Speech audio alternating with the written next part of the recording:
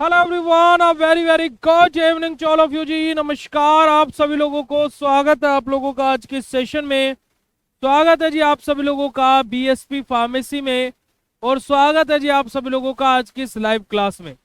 क्या हाल चाल आप सभी लोगों के? आई होप आप सब लोग बहुत बढ़िया होंगे, बेहतरीन होंगे और एकदम मजे में होंगे जी। और आज के इस सेशन में हम लोग बेसिकली डिस्कस करने वाले हैं हमारे फार्मास्यूटिकल ऑर्गेनिक केमिस्ट्री की फर्स्ट यूनिट के पहले लेक्चर को, जहां पर हम लोग बेंजीन एंड इट्स डेरिवेटिव के बारे में पढ़ेंगे। तो अगर जो आप सभी लोगों को मेरी वॉइस और मेरी वीडियो क्लियर हो तो फटाक से चैट सेशन में कंफर्म कर दीजिएगा। आप सभी लोगों को जय श्री कृष्णा, राधे राधे जी। और फिर उसके बाद हम लोग आज के सेशन को प्रारंभ करते हैं। ठीक है, चलिएगा। देखिएगा हम लोग क्या है, organic chemistry B pharma third semester के हम लोग पढ़ने वाले हैं प्यारे बच्चों, जहां पर हम लोग unit number 1 benzene and it's derivative के बारे में पढ़ेंगे। तो पहली यूनिट के अंदर हम लोगों को पढ़ना क्या क्या है, हम लोगों ने 4 अलग अलग सेक्टर्स में मैंने इस यूनिट को बांट दिया है। सिलेबस के अकॉर्डिंग 3 में बटा हुआ है, बट मैंने 4 सेक्टर्स में इसको बांट दिया है। पहला हमारा सेक्टर क्या है प्यारे बच्चों, हम लोग बेसिक इंट्रोडक्शन अबाउट बेंजीन देखेंगे, उसका नोमेनक्लेचर कैसे करते हैं, कुछ बेसिक सी रिएक्शंस हम लोग यहाँ पर देखेंगे, है ना। हमारा बेंजीन अनस्टेबल रहता है या फिर स्टेबल कंपाउंड होता है, इसके बारे में पढ़ेंगे। फिर हम लोग यहाँ पर एरोमेटिसिटी और हक्कल रूल के बारे में पढ़ेंगे, ठीक है जी। और फिर उसके बाद में जो हमारा सेकंड फेज आएगा इस यूनिट का, वहां पर हम लोग क्या बेटा जी, रिएक्शन ऑफ बेंजीन के बारे में स्टडी करेंगे। फिर हमारा जो थर्ड स्टेज मैंने बांटा वो क्या बेटा जी, substituent and effect of substituent on the reactivity of benzene, इसके बारे में हम लोग बात करेंगे। और फोर्थ हमारा स्ट्रक्चर एंड यूजेस, जहां पर हमारा डीटीटी, क्लोरामाइन, सैक्रिन और बीएचसी के बारे में दिया हुआ है। चलेगा, तो सबसे पहले बात करते हैं बेंजीन की डेफिनेशन के बारे में कि बेंजीन आखिर होता क्या। चलिए भाई, सॉरी सॉरी सॉरी, थोड़ी सी हम आपसे क्षमा चाहते हैं, है ना। थोड़ा सा हम आपसे सॉरी बोलना चाहते हैं कि कॉल आ जाते हैं कभी कभी, है ना। आते हैं कॉल हमारे पास तो हम उठा लेते हैं, ठीक है। बाकियों की तरह हम इग्नोर नहीं कर पाते, चले कोई बात नहीं, ठीक है जी। चलिए, तब हम लोग इंट्रोडक्शन के बारे में बात करते हैं कि what is the introduction of our organic chemistry. Organic chemistry का इंट्रोडक्शन क्यों पढ़ेंगे, बेंजीन का क्यों नहीं पढ़ा रहे हो, बेंजीन की बात कर रहे हैं, ठीक है। चलिए, तो हमारा क्या है बेटा जी कि ऑर्गेनिक केमिस्ट्री जो थर्ड सेमेस्टर है उसका हमने सिलेबस ऑलरेडी डिस्कस कर लिया था। तो हमारा बेंजीन क्या होता है, देखिए हमारा बेंजीन क्या होता है बेटा जी, हमारा एक हेक्सागोनल रिंग होती है हमारी, क्या होती है हमारी, एक हेक्सागोनल रिंग होती है जिसमें हमारे 3 डबल बॉन्ड होते हैं। क्या होते हैं बेटा जी, 3 डबल बॉन्ड होते हैं, और तीनों के तीनों डबल बॉन्ड कॉन्जुगेटेड पोजीशन पर लगे हुए रहते हैं। कॉन्जुगेटेड क्या होता है भाई, एक छोड़कर एक, ठीक है, ओके। और बेंजीन का जो मोलिकुलर फॉर्मूला होता है वो क्या होता है बेटा जी, C6H6 होता है। तो यानी कि क्या, बेंजीन के पास में 6 कार्बन, 6 हाइड्रोजन, 3 डबल बॉन्ड, वो भी कॉन्जुगेटेड पोजीशन पर। तो ये हमारा क्या होता है बेटा जी, बेंजीन होता है। देखिएगा जरा कि benzene is an aromatic compound having molecular formula C6H6। कि बेंजीन हमारा क्या होता है, एक और एरोमेटिक कंपाउंड होता है जिसका मॉलिक्यूलर फॉर्मूला C6H6 होता है, और जो क्या कंटेन करता है बेटा जी, 6 कार्बन कंटेन करता है, 6 हाइड्रोजन कंटेन करता है, और 3 कॉन्जुगेटेड डबल बॉन्ड पर कंटेन करता है। और बेंजीन का जो स्ट्रक्चर होता है वो ऐसा भी बना सकते हो, ऐसा भी बना सकते हो, और अभी तक जो ऐसा, ये ऐसा तो आप अभी तक बनाते हुए आए ही हो, ठीक है जी। अगर जो बेंजीन की सिंपल सी, सरल सी, सटीक डेफिनेशन समझ में आई हो तो फटाक से चैट सेशन में हर्ट वाला इमोजी भेज दीजिए। आगे बात करते हैं nomenclature of derivatives of benzene के बारे में। अब देखिए बेंजीन हमारा क्या होता है बेटा जी, मोनो सब्स्टिट्यूटेड, डाई सब्स्टिट्यूटेड और पॉली सब्स्टिट्यूटेड होता है। बेटा जी शाम को 8 बजे क्लास होगी, किसी बिना बुद्धि वाले को भी ये बात समझ में आ जाएगी कि 8 बजे क्लास होगी, बात खत्म हो। अब आप थर्ड सेमेस्टर में आ गए, अगर जो आप में अभी भी इतनी मैच्योरिटी नहीं आई तो फिर तो बेकार है भाई, छोड़ दो फार्मेसी, वो ज्यादा बेटर है। आई थिंक सो, मेरे अकॉर्डिंग वो ज्यादा बेटर है। पर लेकिन वही चीज है ना कि आप लोगों को चाहिए कि ठप्पा चाहिए अपने को, ये बोल दिया गया कि शाम को 8 बजे क्लास होगी, और बहुत सारे स्टूडेंट जो इस चीज पर फोकस कर रहे हैं कि भैया सब्जेक्ट और पता होना चाहिए, जैसे वो डेली क्लास में वो सब्जेक्ट के बारे में पढ़ के आएंगे। कितने कितने अच्छे बन रहे हैं आप लोग, हैं? हमें मत बताइए, ठीक है, थोड़ा समझा करें। चलिए, nomenclature of derivative of benzene के बारे में बात करते हैं कि nomenclature of derivative of benzene क्या होता है। जहां पर हमारा क्या आ जाएगा, मोनो सब्स्टिट्यूटेड बेंजीन आ जाएगी। जहां पर हमारा क्या आ जाएगा, डाई सब्स्टिट्यूटेड बेंजीन आ जाएगी, और पॉली सब्स्टिट्यूटेड। ये सब के सब हम आपको वन बाय वन करके बताएं। मोनो सब्स्टिट्यूटेड जहां पर तीन तरीके की चीजें होती हैं। एक हमारा जो नॉर्मल नेमिंग हमारी रहती है, दूसरा हमारा जहां पर हमारा क्या रहेगा, देखिए नॉर्मल नेमिंग हमारी रहेगी, दूसरा हमारा क्या रहेगा, बेंजीन पहले लगा रहेगा एज एन प्रीफिक्स के तौर पर, और तीसरा हमारा क्या रहेगा, कॉमन नेम, यानी कि जो उनका एक तरीके से जैसे कि उनका खुद के नाम से उनका नाम बोला जाएगा। ठीक है, चलेगा कैसे कैसे क्या रहेगा। मोनो सब्स्टिट्यूटेड बेंजीन डेरिवेटिव में बात करते हैं, जहां पर हमारी कंडीशन क्या आएगी, बेंजीन को एज एन सफिक्स के तौर पर यूज किया जा रहा है। बताइएगा जरा सफिक्स क्या होता है। सफिक्स क्या होता है, जो बाद में लगता है उसको बोलते हैं सफिक्स, या जो पहले लगता है उसको बोलते हैं सफिक्स। बताइएगा जरा बेटा जी, कि जो बाद में लगा होता है उसको सफिक्स बोलते हैं, जो जो पहले लगा होता है उसको सफिक्स बोलते हैं। बताइएगा जरा बेटा जी, कि जो बाद में लगा होता है उसको सफिक्स बोलते हैं, या शुरू में जो लगा होता है उसको सफिक्स बोलते हैं। बाद में लगा है उसको सफिक्स बोलते हैं। वेरी गुड बेटा, जो बाद में लगा हुआ रहता है उसको सफिक्स बोलते हैं। तो पहला मोनो सब्स्टिट्यूटेड बेंजीन डेरिवेटिव हमें क्या बोलता है कि बेंजीन को हम लोग एज एन सफिक्स के तौर पर यूज करें, और जो हमारी ब्रांच चेन लगी है उसको एज एन प्रीफिक्स के तौर पर। तो जैसे यहां पर बी आर लगा है, बी आर को हम लोग क्या बोलते हैं, ब्रोमो, और ये क्या है बेटा जी, बेंजीन है, तो इसका नाम क्या हो जाएगा, ब्रोमो बेंजीन। ठीक है, जैसे हमारा NO2 इसको हम क्या बोलते हैं बेटा जी, नाइट्रो, और ये क्या लगा हुआ है, बेंजीन, तो इसका नाम क्या हो जाएगा, नाइट्रो बेंजीन। तो इस तरीके से देखो बेंजीन हमारा क्या हो रहा है, एज एन सफिक्स के तौर पर यूज हो रहा है। दूसरी कंडीशन हमारी क्या आ जाती है बेटा जी, दूसरी कंडीशन हमारी आती है जहां पर हम लोग बेंजीन को एज एन प्रीफिक्स के तौर पर यूज करते हैं। प्री मतलब पहले, और जो फिक्स मतलब जो लगा हुआ हो। तो हमारा क्या, जैसे हमारा N2Cl है, तो ये एज एन सफिक्स के तौर पर लिखा जाएगा, और हमारा क्या बेटा जी, इसका बेंजीन को हम लोग प्रीफिक्स के तौर पर यूज करेंगे। जैसे यहां पर आप देख सकते हो बेंजीन डायजोनियम क्लोराइड, है ना, जैसे SO3H लगा है तो उसको हम क्या बोलते हैं, benzene sulphonic acid, benzene sulphonic acid. तो यहां पर आपको क्या देखने को मिला कि बेंजीन एज एन प्रीफिक्स के तौर पर लगा, यानी कि आगे लगा। ठीक है, तीसरी कंडीशन हमारे आते हैं जहां पर हमारे स्पेशल नेम होते हैं। जैसे कि यहां पर आप देखोगे ये CH3 लगा है, अगर जो मैं इसका नाम लिखूं तो क्या होगा बेटा जी, इसका नाम CH3 होगा मेरा मिथाइल,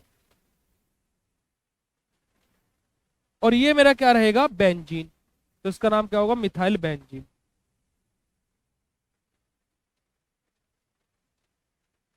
वैसे तो इसका नाम ये होगा, पर लेकिन स्पेशल नेम यानी कि खुद का नाम, इसका नाम क्या होगा बेटा जी, वैसे टोलविन रहेगा। क्या नाम रहेगा, टोलविन। तो इस तरीके से हमारा क्या होता है बेटा जी, हमारे स्पेशल नेमिंग दी जाती है हमारे किसको बेटा जी, हमारे मोनो सब्स्टिट्यूटेड बेंजीन। अब दूसरा हमारा रहता है डाई सब्स्टिट्यूटेड। डाई सब्स्टिट्यूटेड क्या वाला है उसके बारे में बात करते हैं। जैसे कि फॉर एग्जांपल ये मेरी बेंजीन रिंग है बेटा जी, इसकी प्रैक्टिस कर लेना बनाने की, क्योंकि बहुत बार आएगी अभी। यहां पर मेरा X लगा है और यहां पर मेरा Y लगा है।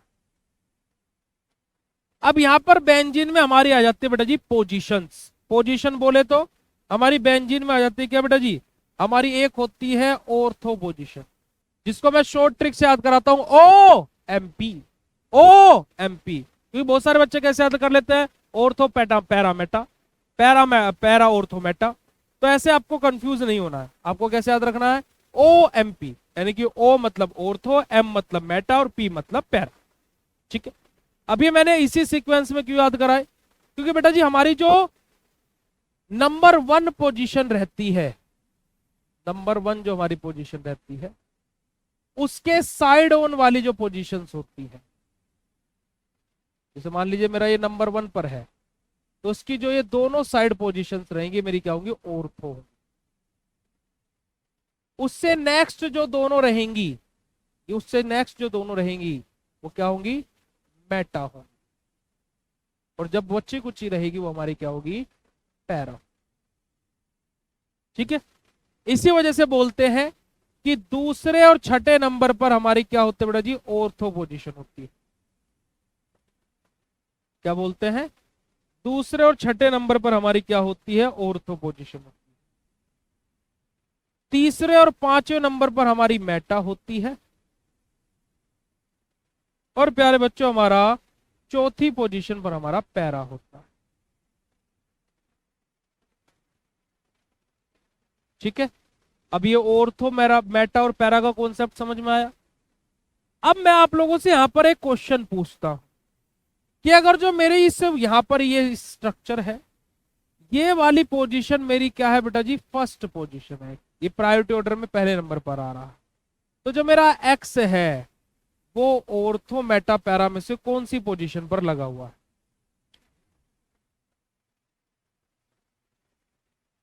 अगर जो हमारा वाई बेटा जी पहली पोजीशन पर है तो एक्स कौन सी पोजीशन पर लगा हुआ है, ऑर्थो पर, मेटा पर, या फिर पैरा पर। ऑर्थो पोजीशन पर लगा हुआ है। वेरी गुड बच्चे, बहुत बढ़िया, शाबाश, बहुत अच्छे। चलिए ठीक है, तो ये हमारा क्या बेटा जी, हमारा नोमेनक्लेचर चीज समझ में आ गई। अब हम लोग बात करते हैं स्ट्रक्चर ऑफ बेंजीन के बारे में, कि बेंजीन का स्ट्रक्चर हमसे क्या बोलता है और क्या बोलना चाह रहा है ना, क्या बोलना चाह रहा है बेंजीन का स्ट्रक्चर हम लोगों से। स्ट्रक्चर ऑफ बेंजीन के बारे में बात करें तो देखिए, अभी हम लोगों ने पढ़ा था डेफिनेशन में कि बेंजीन हमारा क्या होता है, एक एरोमेटिक कंपाउंड होता है जिसका मोलिकुलर फॉर्मूला C6H6 होता है। इसका मतलब बेंजीन के पास में 6 हाइड्रोजन और 6 कार्बन है। ठीक है, अगर जो मैं आपसे बोलूं तो बेंजीन क्या है स्ट्रक्चर, क्या बेंजीन का यही बनता है प्यारे बच्चों। अगर जो आप कंफर्म करेंगे हार्ट वाले इमोजी के साथ में, क्या ये बेंजीन का स्ट्रक्चर है, बिल्कुल बेंजीन का स्ट्रक्चर है। अगर जो मैं यहां पर ये एक और स्ट्रक्चर बना रहा हूं, ये स्ट्रक्चर बेटा जी हमारा किसका है, साइक्लोहेक्सेन का है। ये स्ट्रक्चर किसका है, बेंजीन का है। अब इन दोनों ही स्ट्रक्चर्स में क्या डिफरेंस है। अगर जो मैं आपसे बोलूं कि साइक्लोहेक्सेन का फॉर्मूला C6H12 होता है और बेंजीन का मोलिकुलर फॉर्मूला C6H6 होता है, तो इस बात में किसी को कोई शंका नहीं होनी चाहिए। तब इन दोनों ही स्ट्रक्चर में डिफरेंस क्या है। ये स्ट्रक्चर हमारा क्या बेटा जी, एल्केन है। कैसा एल्केन, साइक्लो एल्केन। और ये स्ट्रक्चर हमारा क्या है बेटा जी, एल्कीन है। क्या है, एल्कीन है। अब बोलो भैया इतनी राम कथा काहे बता रहे हो, हम इस वजह से बता रहे हैं क्योंकि बेटा जी ये हमारा क्या है, बेंजीन जो है वो साइक्लोहेक्सेन का डेरिवेटिव कंपाउंड होता है। कैसे साइक्लोहेक्सेन बेंजीन का, बेंजीन साइक्लोहेक्सेन का डेरिवेटिव कंपाउंड होता है, क्योंकि अगर जो मैं बेंजीन में हाइड्रोजन को ऐड कर दूं, मैं हर पोजीशन पर एक एक हाइड्रोजन को ऐड कर दूं तो डबल बॉन्ड उड़ जाएंगे, तो मुझे साइक्लोहेक्सेन ही मिलेगा। तो यहीं पर ये बात भी यहां पर लिखी हुई है, the molecular formula of benzene was found to be C6H6। जो हमारा मोलिकुलर फॉर्मूला होता है बेंजीन का वो क्या है बेटा जी, C6H6 होता है। It means benzene has 6 hydrogen atom less than it's corresponding structure hexane. अब इसका मतलब क्या है बेटा जी, कि बेंजीन के पास में इसका मतलब क्या है, 6 हाइड्रोजन एटम होते हैं। 6 कार्बन तो है ही पर, लेकिन बेंजीन के पास में क्या होते हैं, 6 हाइड्रोजन एटम होते हैं। और अगर जो उसी के कोरस्पॉन्डिंग, उसी के जैसे हमारे कंपाउंड की बात करें, किसके, साइक्लोहेक्सेन के पास में क्या है, 12 हाइड्रोजन होते हैं। इसका मतलब बेंजीन के पास में साइक्लोहेक्सेन से कितने नंबर ऑफ हाइड्रोजन कम है बेटा जी, 6 हाइड्रोजन कम है। ठीक है जी, हेक्सेन हमारे देखिए क्या बोलेगा, 6 hydrogen atom less than the corresponding saturated hexane. ठीक है, 6 हाइड्रोजन एटम कम है, जिसका मोलिकुलर फॉर्मूला हमारा क्या होता है बेटा जी, C6H12 होता है। यही बात मैंने आपको बताई हुई है प्यारे बच्चों, यस और नो। ठीक है जी, चलिएगा। तो benzene is highly unsaturated compound. हमने साइक्लोहेक्सेन के साथ में बेंजीन का कंपैरिजन क्यों करा? हम लोगों ने सेकंड सेमेस्टर में एक बात पढ़ी थी बेटा जी, कि जो सिंगल बॉन्ड कंटेन करता है, जैसे कि हमारे एल्केन है, ये हमारे क्या होते हैं बेटा जी, सैचुरेटेड कंपाउंड होते हैं।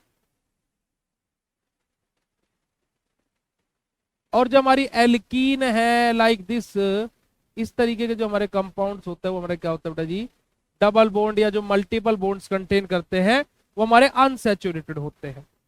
तो भाई साइक्लोहेक्सेन जहां पर हमारे सिंगल सिंगल बॉन्ड है तो सैचुरेटेड हो गया। तो अब इसके जब कंपैरिजन में हमने चीज करी तो इसका मतलब क्या हुआ बेटा जी, कि जो हमारा बेंजीन वो हमारा क्या है, हाईली अनसैचुरेटेड कंपाउंड है। क्यों? कि भाई बेंजीन के पास में तो 3 डबल बॉन्ड प्रेजेंट है। ठीक है जी। तो various observations also support this fact. बहुत सारी अलग अलग हमारी क्या बेटा जी ऐसी थ्योरीज हैं जो ये बोलती हैं कि बेंजीन एक अनसैचुरेटेड कंपाउंड है। पर याद रखिएगा कि बेंजीन हमारा क्या बेटा जी एक अजब अलबेला अनोखा कंपाउंड है, जो अभी क्या बोल रहा है कि अभी पिक्चर तुम चलाओ, हम अंत में बोलेंगे। ठीक है जी। तो अभी क्या है, हम लोग ये एविडेंसेस दिखा रहे हैं कि जिसकी वजह से हम ये बोल रहे हैं कि बेंजीन एक अनसैचुरेटेड कंपाउंड है। तो देखिएगा जरा पहला ही कि benzene can take 3 molecule of hydrogen in the presence of crystal like nickel and platinum to form cyclohexane. Benzene क्या शो करता है बेटा जी, हमारी 3 मॉलिक्यूल ऑफ हाइड्रोजन को अपने अंदर इनटेक कर लेता है और एडिशन रिएक्शन शो करता है ना जी, किसकी प्रेजेंस में, निकिल कैटलिस्ट की प्रेजेंस में या फिर प्लेटिनम की प्रेजेंस में, और जहां से किसका फॉर्मेशन होता है, साइक्लोहेक्सेन का। क्या होता है बेटा जी, हमारा सिंपल सा जो बेंजीन है, क्या है बेटा जी, हमारा जो सिंपल सा हमारा जो बेंजीन है ये रिएक्शन कर रहा है 3 मॉलिक्यूल्स ऑफ हाइड्रोजन के साथ में in the presence of nickel catalyst at 473 to 523 kelvin temperature, और जहां से हमारा किस चीज का फॉर्मेशन हो जा रहा है बेटा जी, हमारा साइक्लोहेक्सेन का फॉर्मेशन हो जा रहा है। क्लियर हुई बात बेटा जी, यस और नो? तो हमारा क्या है, बेंजीन ने किसके साथ में रिएक्शन करी, 3 मॉलिक्यूल्स ऑफ हाइड्रोजन, जहां से हमारा साइक्लोहेक्सेन बन गया। अगली रिएक्शन भी हमारी ऐसी ही है कि हमारे जो बेंजीन है वो 3 मॉलिक्यूल्स ऑफ Cl2 के साथ में रिएक्शन करता है इन the presence of ultraviolet rays, और जहां से हमारा क्या बनता है बेटा जी, हमारा BHC बेंजीन हेक्साक्लोराइड का फॉर्मेशन होता है। तो देखिएगा जरा, तो in presence of sunlight benzene readily added 3 molecules of chlorine to form benzene hexachloride, है ना। हमारे जहां से किसका फॉर्मेशन होता है बेटा जी, benzene 3 molecules of chloride UV rays की प्रेजेंस से जहां से बेंजीन हेक्साक्लोराइड का फॉर्मेशन होता है। वहीं पर ही बेंजीन हमारा 3 मॉलिक्यूल्स ऑफ ओजोन के साथ में रिएक्शन करता है, जहां से बेंजीन ओजोनाइड का फॉर्मेशन होता है। कि हमारा जो बेंजीन है form triozonide on reaction with ozone. तो देखिए बेंजीन ओजोन के साथ में रिएक्शन कर रहा है, जहां से हमारा बेंजीन ट्राइओजोनाइड का फॉर्मेशन हो रहा है। आ रही है बात समझ में प्यारे बच्चों? तो अब ये वो एविडेंसेस है जो ये बोलते हैं कि बेंजीन क्या होता है, हाईली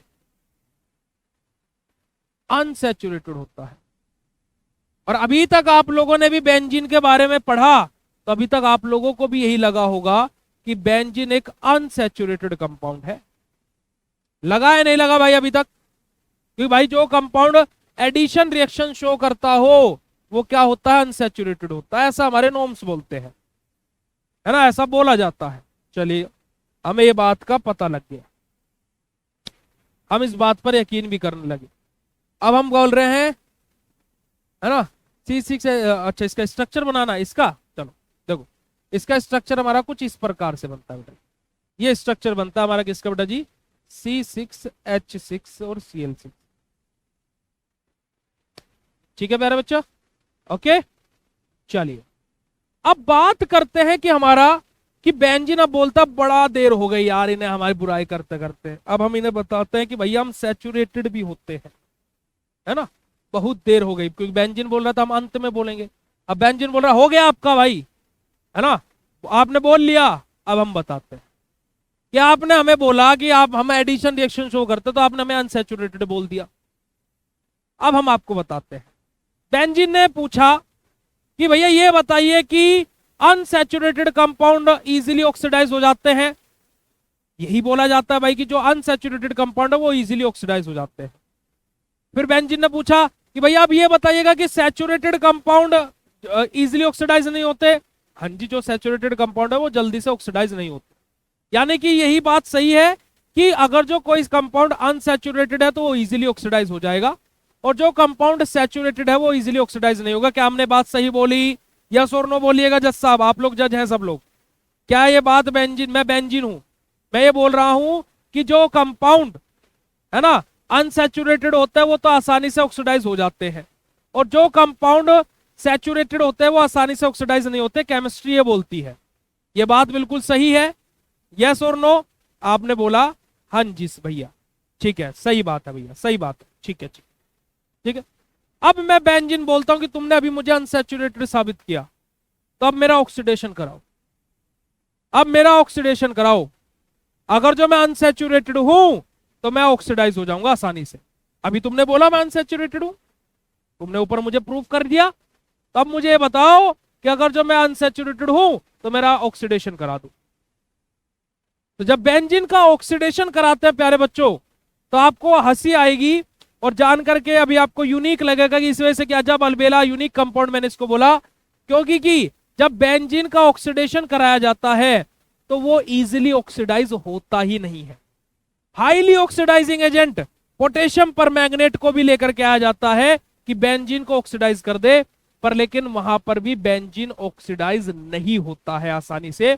और बेंजीन यहां पर क्या शो करता है कि भाई हम एक सैचुरेटेड कंपाउंड है, क्योंकि बेंजीन यहां पर कैसे बिहेव करता है, लाइक अ सैचुरेटेड कंपाउंड, क्योंकि सैचुरेटेड कंपाउंड इजीली ऑक्सीडाइज नहीं होते हैं, अनसैचुरेटेड इजीली ऑक्सीडाइज हो जाते हैं। अगर जो बेंजीन अनसैचुरेटेड ही रहता तो भाई वो इजीली ऑक्सीडाइज हो जाता, बट बेंजीन इजीली ऑक्सीडाइज नहीं होता है। तो यहां पर दिखा हुआ है कि बेंजीन रेजिस्ट ऑक्सीडेशन। तो देखिएगा क्या बोला गया है कि all unsaturated compound undergoes oxidation easily, but benzene resist oxidation like a all saturated compound. कि जैसे सैचुरेटेड कंपाउंड ऑक्सीडेशन को रेजिस्ट करते हैं, ऐसे ही बेंजीन भी ऑक्सीडेशन को क्या करता है, रेजिस्ट करता है। Even powerful oxidising agent chromic acid और potassium permanganate cannot oxidise benzene. यहां तक कि जो पावरफुल ऑक्सीडाइजिंग एजेंट है लाइक क्रोमिक एसिड हमारा या फिर पोटेशियम परमैंगनेट, ये भी बेंजीन को ऑक्सीडाइज नहीं कर पाते हैं प्यारे बच्चों। आई बात समझ में नहीं आई? तो यही हमारा क्या बेटा जी, बेंजीन का सैचुरेटेड कंपाउंड होने का पहला प्रूफ। दूसरा प्रूफ, बेंजीन क्या बोलता है कि भाई आपको क्या लगता है कि हम खाली एडिशन रिएक्शन ही दिखाते हैं? भाई हम लोग क्या है बेटा जी, हमारा एडिशन रिएक्शन के साथ साथ, क्योंकि जो अनसैचुरेटेड कंपाउंड है वो क्या करते हैं, एडिशन रिएक्शन शो करते हैं, बट यहां पर हमारी क्या सब्स्टिट्यूशन रिएक्शन भी होती है, सब्स्टिट्यूशन रिएक्शन भी शो होती है। बेंजीन बोलता है कि तुमने हाइड्रोजन के साथ में करा दिया, Cl2 के साथ में करा दिया यूवी रेज की प्रेजेंस में, अब एक काम करो। क्या काम करो जज साहब? हमारी रिएक्शन क्या कराओ आप, हमारा हम तो क्या है, बेंजीन है, हम तो क्या बेंजीन है, हमारी रिएक्शन आप Br2Cl2 इनके साथ में कराइए, और किसकी प्रेजेंस में कराइए, FeCl3 या फिर FeBr3 की प्रेजेंस में हमारी रिएक्शन कराइए। वहां पर यूवी रेज की प्रेजेंस थी तो बेंजीन हेक्साक्लोराइड बनाता है, एडिशन रिएक्शन हुई थी।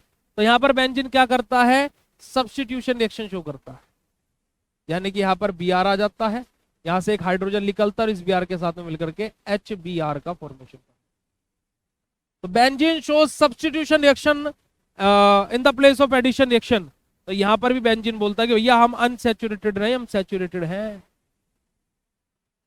है ना। तो ये बात हमारी क्या होती है बेटा जी, सिंपल सी हमारी क्या है, बेंजीन ये बता रहा है कि भैया हम सैचुरेटेड है, क्योंकि यहाँ पर देखिएगा कि एडिशन प्रोडक्ट यहाँ पर ये नहीं बनता है, ये बनता नहीं है, हमारा ये बनता है C6H5 है बेटा जी, सब्स्टिट्यूशन प्रोडक्ट बनता है। बात समझ में आई तो बेटा जी फटाक से बोलिएगा, बात समझ में आई हो बेटा जी तो फटाक से चैट सेशन में बोलिएगा बेटा जी। सर स्ट्रक्चर C6H, अच्छा बेंजीन ट्राइओजोनाइड का स्ट्रक्चर बताना, अच्छा अच्छा अच्छा स्ट्रक्चर बताना, ठीक है आ जाइए, आ जाइएगा, अलग सेपरेटली बता दे तो ब्लैक कर लेते हैं, व्हाइट कर, चलिए। देखो अभी हमने आपको क्या बताया था बेटा जी कि बेंजीन का स्ट्रक्चर क्या होता है, ये होता है बेंजीन का स्ट्रक्चर, किसके साथ में, O3 के साथ में रिएक्शन हो रही, अगर जो मैं इस बेंजीन के स्ट्रक्चर को ऐसे लिख दूं, CH single bond CH single bond CH single bond CH single bond CH, तो किसी को कोई समस्या है क्या प्यारे बच्चों? प्लीज कंफर्म कीजिएगा, प्लीज कंफर्म कीजिएगा बेटा जी। क्या अगर जो मैं ऐसे CH करके लिख दूं तो किसी को कोई समस्या है क्या? और देखिए O3 था और 3 मॉलिक्यूल्स थे इसके। जब बेंजीन ओजोनाइड के साथ में रिएक्शन, ओजोन के साथ में रिएक्शन कर रहा था तो 3 मॉलिक्यूल्स हम लोगों ने लिए थे। ठीक, अब यहां से क्या करो, इस वाले कार्बन को पकड़ो और इस वाले कार्बन को पकड़ो, ऑक्सीजन ऑक्सीजन एक ऑक्सीजन, 3 यहां पर आ गए। अब इस वाले कार्बन को पकड़ो और इस कार्बन को पकड़ो, ऑक्सीजन ऑक्सीजन ऑक्सीजन।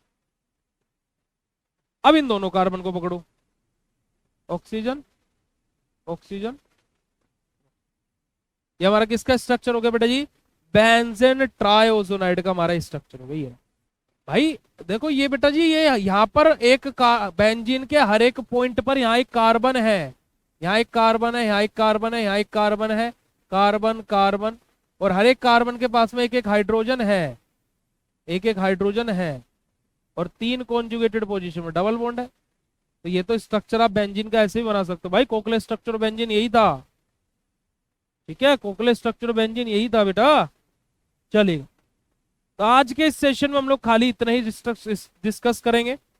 कल हम लोग पढ़ेंगे Kekule structure of benzene and aromaticity Huckel rule और ऑर्बिटल स्ट्रक्चर ऑफ बेंजीन के बारे में। अच्छा अच्छा अच्छा अच्छा, ओके ओके ओके, डन बच्चा डन है। थोड़ा सा वो लेट रिप्लाई आया होगा ना आप लोगों को, तो इस वजह से। चलिए, तो आज के इस सेशन को हम लोग यहीं पर ही एंड करेंगे। तो ऑर्गेनिक केमिस्ट्री का पहला लेक्चर कैसा लगा फटाक से चैट सेशन में कंफर्म कर दीजिएगा बेटा जी, जल्दी से चैट सेशन में कंफर्म कर दीजिएगा। फिर उसके बाद में आज के इस सेशन को हम लोग यहीं पर ही एंड करते हैं। यहां तक पढ़ लिया था। आज हमारा जो लेक्चर स्टार्ट होगा वो कोकले स्ट्रक्चर ऑफ बेंजीन से स्टार्ट होगा, ठीक है जी। ऑर्गेनिक केमिस्ट्री के हम लोगों ने अंदर हम लोगों ने चौथा हमारा लेक्चर है। वैसे तो एक लेक्चर में हम लोगों ने बेसिक इंट्रोडक्शन हम लोग डिस्कस किया था हमारा 3rd सेमेस्टर का, एक लेक्चर में फिर हम लोगों ने ऑर्गेनिक का सिलेबस डिस्कस किया था, फिर पहला लेक्चर हमारा पहले यूनिट का परसों हो चुका है, और आज हमारा ये दूसरा लेक्चर है, ठीक है जी। अब कोकले स्ट्रक्चर ऑफ बेंजीन आखिर है क्या, और कौन है ये कोकले सर, जिनका पूरा नाम है फ्रेडरिश अगस्त कोकले। अब कोकले स्ट्रक्चर ऑफ बेंजीन क्या है? देखिए, बेंजीन का जो बेटा जी सबसे पहले स्ट्रक्चर हमारा आया था वो किसने दिया था बेटा जी? हमारा कोकले सर ने दिया था, ठीक है। हमारे कोकले सर ने बेसिकली इस स्ट्रक्चर को बताया था, हमारे कोकले सर ने बेसिकली इस स्ट्रक्चर को दिया था, हमारे कोकले सर ने बेसिकली सबसे पहले बेंजीन के स्ट्रक्चर को बताया था। अब देखिए, वो एक कहानी बोली जाती है ना कि एक छोटी सी गलती है ना हमारी बहुत बड़ी मेहनत पर पानी फेर देती है। होता ऐसे, होता ऐसे नहीं होता भाई, कि अगर जो हमसे एक छोटी सी गलती हो जाए तो हमारी वो बहुत बड़ी मेहनत को क्या है 1 सेकंड में खराब कर सकती है। वो हमारी बहुत बड़ी मेहनत को 1 सेकंड में क्या है बेटा जी खत्म कर सकती है। ऐसा होता है, हाँ के ना भाई? ऐसा होता नहीं होता? जस्ट अ सेकंड में आपको ग्रुप में मैसेज एक बार फॉरवर्ड कर दूं। अब हमारा जो कोकले स्ट्रक्चर ऑफ बेंजीन है, उन्होंने बेंजीन के बारे में जो बहुत सारी चीजें सही बताई, पर लेकिन एक जगह उनसे चूक हो गई, और फिर एक गलती की 1000 गलतियां तो फिर तो हो ही जाती हैं, है ना जी। चलेगा चलेगा जी बेटा जी। देखिए, वो आपका नेटवर्क प्रॉब्लम है, उसमें मैं कुछ नहीं कर सकता हूं। अगर जो आपका नेटवर्क स्टेबल नहीं है तो उसमें मेरी समस्या नहीं है वो, ठीक है। चलेगा, तो देखिएगा कोकले स्ट्रक्चर ऑफ बेंजीन जो कि हमारा कब आया बेटा जी? सन 1865 में, 1865 में हम लोगों को कोकले स्ट्रक्चर ऑफ बेंजीन सबसे पहली बार बताया गया। और जिसके हमारे जो जिन्होंने इस स्ट्रक्चर को बताया वो कौन थे बेटा जी? हमारे Friedrich August Kekule, Friedrich August Kekule sir थे, ठीक है, जिन्होंने the structure of benzene was given by Friedrich August Kekule. अब आप देखिएगा कि कोकले सर ने कितनी सारी चीजें सही बताई हैं। कोकले सर ने बोला कि जो हमारा बेंजीन होता है उसके पास में 6 कार्बन होते हैं। क्या सही बात बताई या नहीं बताई भाई? बिल्कुल सही बात बोली है। कोकले सर ने दूसरी बात ये बोली कि हर एक कार्बन के पास में एक एक उसका अल्टरनेटिव हाइड्रोजन रहता है, यानी कि 6 ही बेंजीन के पास में हाइड्रोजन होते हैं। ये भी बात बिल्कुल सही बोली है भाई, अभी तक तो कोकले सर बिल्कुल सही है सर, तो फिर ये स्ट्रक्चर फेल क्यों हो गया? तीसरी बात जो कोकले सर ने बताई वो क्या बताई भैया? तीसरी बात बताई कि जो बेंजीन है, जो उसके 6 कार्बन है वो आपस में जुड़े हुए रहते हैं by the help of a hexagonal ring, कि एक हेक्सागोनल रिंग की सहायता से हमारे जो ये कार्बन है ये एक दूसरे के साथ में जुड़े हुए रहते हैं। ये बात भी बिल्कुल सही बताई है भैया अभी तक तो। फिर कोकले सर ने बोला कि ये हेक्सागोनल रिंग जो एक बनती है, इस रिंग के अंदर 3 डबल बॉन्ड होते हैं और तीनों डबल बॉन्ड कॉन्जुगेटेड पोजीशन पर रहते हैं। अब यहां तक का कॉन्सेप्ट अगर जो पढ़ेगा उसको लगेगा कि भैया कोकले सर ने तो बिल्कुल सही स्ट्रक्चर बताया और बनाया भी बिल्कुल सही था, तो फिर ये फेल क्यों हो गए? कोकले सर का कॉन्सेप्ट फेल हुआ यहां पर आकर के, जो ये कॉन्जुगेटेड डबल बॉन्ड की बात आई। कॉन्जुगेटेड डबल बॉन्ड जैसे ही आए और कोकले सर ने यहां से अगला स्टेटमेंट जो दिया वो क्या दिया कि जो ये कॉन्जुगेटेड डबल बॉन्ड होते हैं इनकी जो पोजीशन होती है वो फिक्स होती है। बस यहीं पर ही आकर के हमारा कोकले स्ट्रक्चर ऑफ बेंजीन फेल हो गया। इतनी सारी सही चीजें बताने के बाद में भी हमारा स्ट्रक्चर क्या हो गया? फेल हो गया। क्यों? क्योंकि जैसे ही कोकले सर ने बोला कि डबल बॉन्ड की पोजीशन फिक्स होती है, तो यहीं पर ही हमारा क्या हुआ कि हमारा क्या है कि जो आप लोगों ने देखा होगा कि बेंजीन के अंदर हम इस प्रकार से सर्कल बना देते हैं, रिंग के अंदर बना देते हैं। ऐसा क्यों करते हैं हम लोग? क्योंकि जो हमारे डबल बॉन्ड होते हैं बेंजीन के अंदर वो स्टेबल होते ही नहीं, मतलब स्टेबल मतलब कि उनकी फिक्स पोजीशन होती ही नहीं है, वो ऐसे घूमते रहते हैं। अब घूमते रहते का एग्जांपल यहां पर हम आपको दिखाते हैं, दिखा पाए तो, अगर जो दिखा देंगे हम आपके लिए लेकर के आए हैं ये चीज। चलिएगा यहां पर देखिएगा बेटा जी, हमारा देखिए एक छोटा सा नन्ना सा पंखा है, थोड़ा सा गंदा हुआ है तो कोई बात नहीं, ठीक है जी। अब यहां पर हम दिखाते हैं, कोकले सर ने सारी चीजें सही बताई, उन्होंने ये बोला कि ये पंखा चलता नहीं है, बस यहीं पर ही दिमाग घूम गया। अब यहां पर अगर जो आप ज्यादा ऊंचा तो नहीं हो गया, ठीक है, यहां पर अगर जो आप इस पंखे को देखोगे तो आपको इसकी तीनों पंखड़ी 1, 2 और 3 तीनों दिखाई दे रही है, फिक्स है। कोकले सर यही मात खा गए, क्योंकि बेंजीन के जो तीनों बॉन्ड्स रहते हैं उनकी पोजीशन फिक्स नहीं होती बेटा जी, वो कुछ इस प्रकार से रहते हैं। अब आपको यहां पर देखिएगा एक चक्र बना हुआ दिखाई देगा, मेरी आवाज क्लियर नहीं आ रही हो तो कोई बात नहीं, यहां पर आप देखोगे तो एक सर्कल टाइप आपके सामने बन गया होगा भाई, एक सर्कल टाइप बना हुआ आपको दिख रहा है। आपको पंखड़ियां अलग अलग नहीं दिख रही होंगी, पर एक सर्कल व्हाइट कलर का बीच में बना हुआ दिख रहा होगा, और अभी आपको तीनों अलग अलग दिख जाएंगे। तो अभी जब हमारा जो पंखा घूम रहा था, जो हमारा फैन बेटा जी जो हमारा घूम रहा था, यही हमारा क्या है प्यारे बच्चों, यही हमारा क्या है, तीनों बॉन्ड्स हैं बेंजीन के, जो एक जगह पर फिक्स नहीं होते, ऐसे घूमते रहते हैं। इसी वजह से हम लोग बेंजीन में ऐसे सर्कल लाइक रिप्रेजेंटेशन कर देते हैं, ठीक है, हम लोग इसी वजह से बेंजीन में से सर्कल तरीके का रिप्रेजेंटेशन करते हैं, ठीक है जी। तो जरा देखिएगा कि according to him the 6 carbon atom of benzene are joined together by alternative single and double bond and form a hexagonal ring, कि अगर जो कोकले सर की बात करें तो 6 कार्बन एटम आपस में अटैच रहते हैं by the help of single and double bond, by the help of single and double bond. यहां पर अगर जो आप लोग देखोगे तो एक कोकले स्ट्रक्चर आपको साफ साफ दिखाई दे रहा है, बिल्कुल दिखाई दे रहा है। तो यहाँ पर जो कार्बन है वो डबल और सिंगल बॉन्ड की सहायता से जुड़े हुए हैं, और हर एक कार्बन के पास में उसका एक एक अल्टरनेटिव हाइड्रोजन भी जुड़ा हुआ है। Each carbon is further connected to a hydrogen atom, हर एक कार्बन क्या है उसके एक एक हाइड्रोजन एटम के साथ में कनेक्टेड है, जो कि यहां तक बिल्कुल बात मैंने ही आपको बताई। पर कोकले स्ट्रक्चर बेंजीन फेल कहां हुआ, लिमिटेशन क्या है हमारी, ड्रॉबैक्स क्या है कोकले स्ट्रक्चर बेंजीन के, ऑब्जेक्टिव क्या क्या उठे, क्या क्या ऑब्जेक्शंस उठे कोकले स्ट्रक्चर बेंजीन पर। तो सबसे पहला यहां पर अगर जो आप लोग देखोगे तो ये तीनों ऑब्जेक्शंस यहां पर आप लोगों के सामने लिखे हुए हैं। क्या हुआ कि this structure could not explain the stability of benzene toward oxidising agent and can not explain the substitution reaction after having 3 double bonds, कि हमारा जो कोकले स्ट्रक्चर ऑफ बेंजीन है सबसे पहला तो ये यहां पर फेल हो गया कि हमारा जो इसके स्टेबिलिटी ऑफ बेंजीन ऑक्सीडेशन के रेस्पेक्ट में जो थी, जैसे बेंजीन क्या बोल रहा था जब स्ट्रक्चर बेंजीन पढ़ी थी कि मेरे को ऑक्सीडेशन करा दो, स्टेबल कंपाउंड को ऑक्सीडेशन नहीं होता है, मेरा भी नहीं होगा, अगर जब नहीं होगा तो मैं भी स्टेबल हूं, तो वहां पर उस चीज का एक्सप्लेनेशन देने में कोकले स्ट्रक्चर बेंजीन फेल हो गया। वहीं पर दूसरा हमारा कोवलेंट स्ट्रक्चर बेंजीन कहां पर फेल हो गया, सब्स्टिट्यूशन रिएक्शन में, कि तीन तीन डबल बॉन्ड होते हुए कि कैसे सब्स्टिट्यूशन रिएक्शन हो जाएगी जबकि डबल बॉन्ड की पोजीशन फिक्स है। तो यहां पर आकर के हमारा पहला ड्रॉबैक हुआ। दूसरा ड्रॉबैक क्या हुआ कि according to this structure only one mono substituted and two di substituted product exist, but in the actual only one mono substituted product is known. The position of the single bond and double bond are not fixed but they oscillate back and front, which is not explain by the covalent structure. क्या बात बोली गई कि covalent structure ने क्या बोला कि जो डबल बॉन्ड और जो सिंगल बॉन्ड है उनकी पोजीशन फिक्स होती है, बट जब हम एक्सरे डिफ्रैक्शन में जब हम लोग मेनली देखते हैं तो बेंजीन के अंदर हमें एक हाई ऑसिलेशन पर मूव होती हुई चीज दिखाई देती है जो इस तरीके का एक सर्कल टाइप बनाती है। तो इस वजह से हमारा क्या बेटा जी जो कोवलेंट स्ट्रक्चर बेंजीन है वो फेल हुआ। Kochler formula for benzene contain two kind of bonds, that is single and double bond, but X-ray diffraction shows that benzene is a regulatory hexagon with an angle of 120 degree and all the carbon-carbon bond length are equal. अब क्या बात हुई भाई, अगर जो covalent structure of benzene की बात करें तो भाई देखो डबल बॉन्ड और सिंगल बॉन्ड की पोजीशन फिक्स है। डबल बॉन्ड और सिंगल बॉन्ड अगर जो फिक्स हो गए तो भाई यहां पर बॉन्ड एंगल अलग होगा, यहां पर बॉन्ड एंगल अलग होगा, यहां पर बॉन्ड एंगल अलग होगा, है ना, और बॉन्ड लेंथ भी अलग अलग होगी। डबल बॉन्ड पर बॉन्ड लेंथ अलग, सिंगल बॉन्ड पर बॉन्ड लेंथ अलग।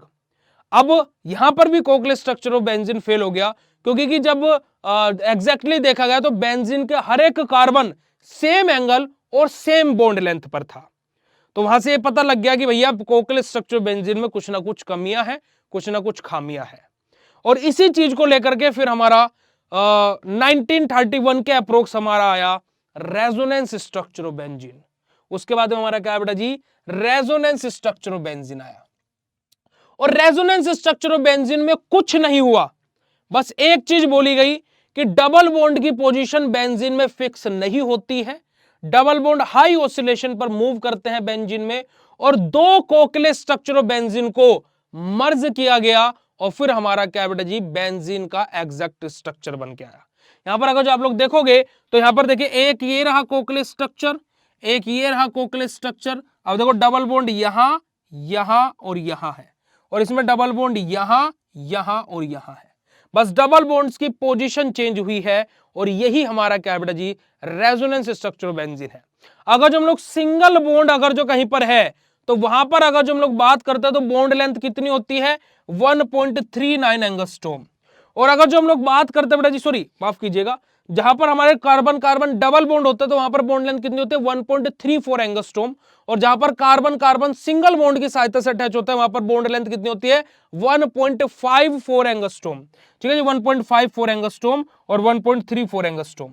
और जबकि बेंजीन के अंदर जो बॉन्ड लेंथ होती है कोवलेंट स्ट्रक्चर के अकॉर्डिंग, जहां पर सिंगल बॉन्ड थे वहां पर बॉन्ड लेंथ ये थी, जहां पर डबल बॉन्ड थे वहां पर बॉन्ड लेंथ ये थी।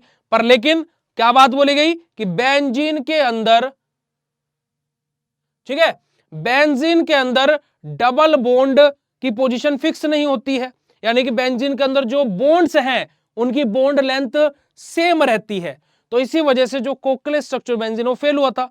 पर रेजोनेंस स्ट्रक्चर बेंजीन ने क्या बोला कि जो बॉन्ड लेंथ होती है बेंजीन के अंदर वो कितनी होती है बेटा जी 1.39 एंगस्ट्रॉम होती है, ना ही डबल बॉन्ड के बराबर ना ही सिंगल बॉन्ड के बराबर।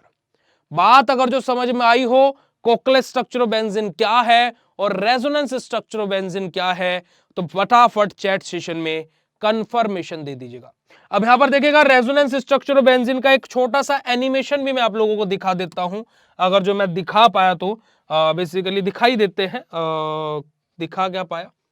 ठीक है, अभी मैंने एक पंखे वाला एग्जांपल दिया आपको, आई थिंक सो पंखे वाला एग्जांपल से आपकी बहुत सारी चीजें क्लियर हुई होंगी। यहां पर हम एक और एग्जांपल आप लोगों को दे देते हैं, क्रिएट अ न्यू वन। मेरे को यहाँ पर चाहिए भाई बेंजीन चाहिए मेरे को, मुझे इसका 3D देखना है, ये रहा। ठीक है, अभी अगर जो आप इस बेंजीन को देखोगे, ठीक है, अगर जो आप अभी इस बेंजीन को देखने के लिए बैठोगे, ठीक है जी, जस्ट अ सेकेंड, अगर हम इस बेंजीन को आपके सामने एक मिनट ऐसे सीधी कर दे, ठीक है, देख रही है आपको बेंजीन।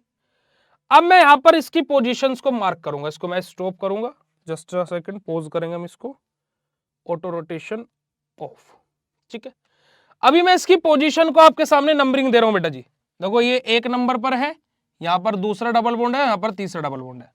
भाई देखो कुछ भी मैं जादू नहीं करूंगा यहाँ पर, ठीक है, मैं यहाँ पर कुछ भी रिपीट कर दूंगा, परेशान मत होइए, रिपीट कर दूंगा। अभी जो मैं समझा रहा हूँ बस ये समझ लो, फिर रिपीट कर दूंगा पूरा, एक बार दोबारा रिपीट कर दूंगा, कोई दिक्कत नहीं। देखो मैंने कोई जादू नहीं करूंगा बेटा जी, मैंने यहाँ पर 1 नंबर लिखा, 2 नंबर लिखा, 3 नंबर लिखा, ठीक है। मुझे थोड़ा सा ऐसे पेन हटाना पड़ेगा, अभी कुछ नंबर नहीं लिखे, मैं इसका ऑटो रोटेशन दोबारा ऑन करता हूँ। देखो मैं साइड में खड़ा हुआ हूँ और बस मैं ऑटो रोटेशन ऑफ करूंगा, ठीक है। अब आप देखिएगा डबल बॉन्ड ने अपनी पोजीशन चेंज कर ली एक ही झटके में, देखिएगा जरा। जहां पर सिंगल बॉन्ड, जहां पर डबल बॉन्ड था, डबल बॉन्ड यहां था भाई, यहां पर क्या आ गया, सिंगल बॉन्ड आ गया। डबल बॉन्ड यहां था भाई, यहां सिंगल बॉन्ड आ गया। डबल बॉन्ड यहां था भाई, यहां सिंगल बॉन्ड आ गया। और अब बॉन्ड्स की पोजीशन क्या हो गई, येलो वाली हो गई। ये जहां पर मेरा येलो टिक है वहां पर बॉन्ड्स की पोजीशन आ गई है, डबल बॉन्ड।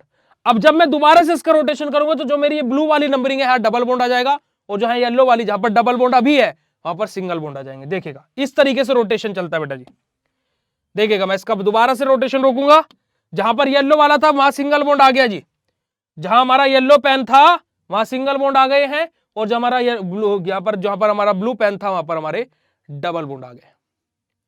तो इस तरीके से हमारे बॉन्ड्स रोटेट करते रहते हैं बेंजीन के अंदर, और इसी वजह से हम लोग बेंजीन के अंदर क्या बेटा जी, इस तरीके का स्ट्रक्चर बना देते हैं। तो अब आपको समझ में आया कि ये सर्कल हम बीच में क्यों बनाते आए थे बचपन से बेंजीन में। और अगर जो अभी तक की क्लास में मजा आया और कॉन्सेप्ट क्लियर हो और सारी चीजें समझ में आई हो तो फटाक से हर्ट वाला इमोजी भेज दीजिएगा। तो वापस से बैक टू द थ्योरी आ जाते हैं, ये रही हमारी थ्योरी। देखो रेजोनेंस स्ट्रक्चर बेंजीन में कुछ नहीं था प्यारे बच्चों, देखो हम थ्योरी के साथ में बता देते हैं।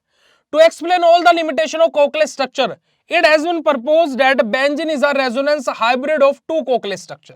क्या बात बोली गई कि जैसे कि अभी हम लोगों ने देखा कि कोकलेस स्ट्रक्चर की जो लिमिटेशंस थी वो हम लोगों ने देखी, तो हम लोगों ने क्या बनाया, रेजोनेंस हाइब्रिड ऑर्बिटल, हाइब्रिड बनाया किसका, 2 कोकलेस स्ट्रक्चर बेंजीन का, जिसको 1 और 2 स्ट्रक्चर से हम लोग रिप्रेजेंट कर रहे हैं। स्ट्रक्चर नंबर 1 ये रहा, 2 ये रहा, ठीक है जी। These 2 structure are canonical forms of benzene, ये हमारी क्या बेटा जी, तो दोनों स्ट्रक्चर क्या बेटा जी, बेंजीन की कोनिकल फॉर्म है, जहां पर हमारा बॉन्ड एंगल, बॉन्ड लेंथ है ना, डबल बॉन्ड हमारा पोजीशन फिक्स नहीं है, ये सारे के सारे क्राइटेरिया फुलफिल हो रहे हैं।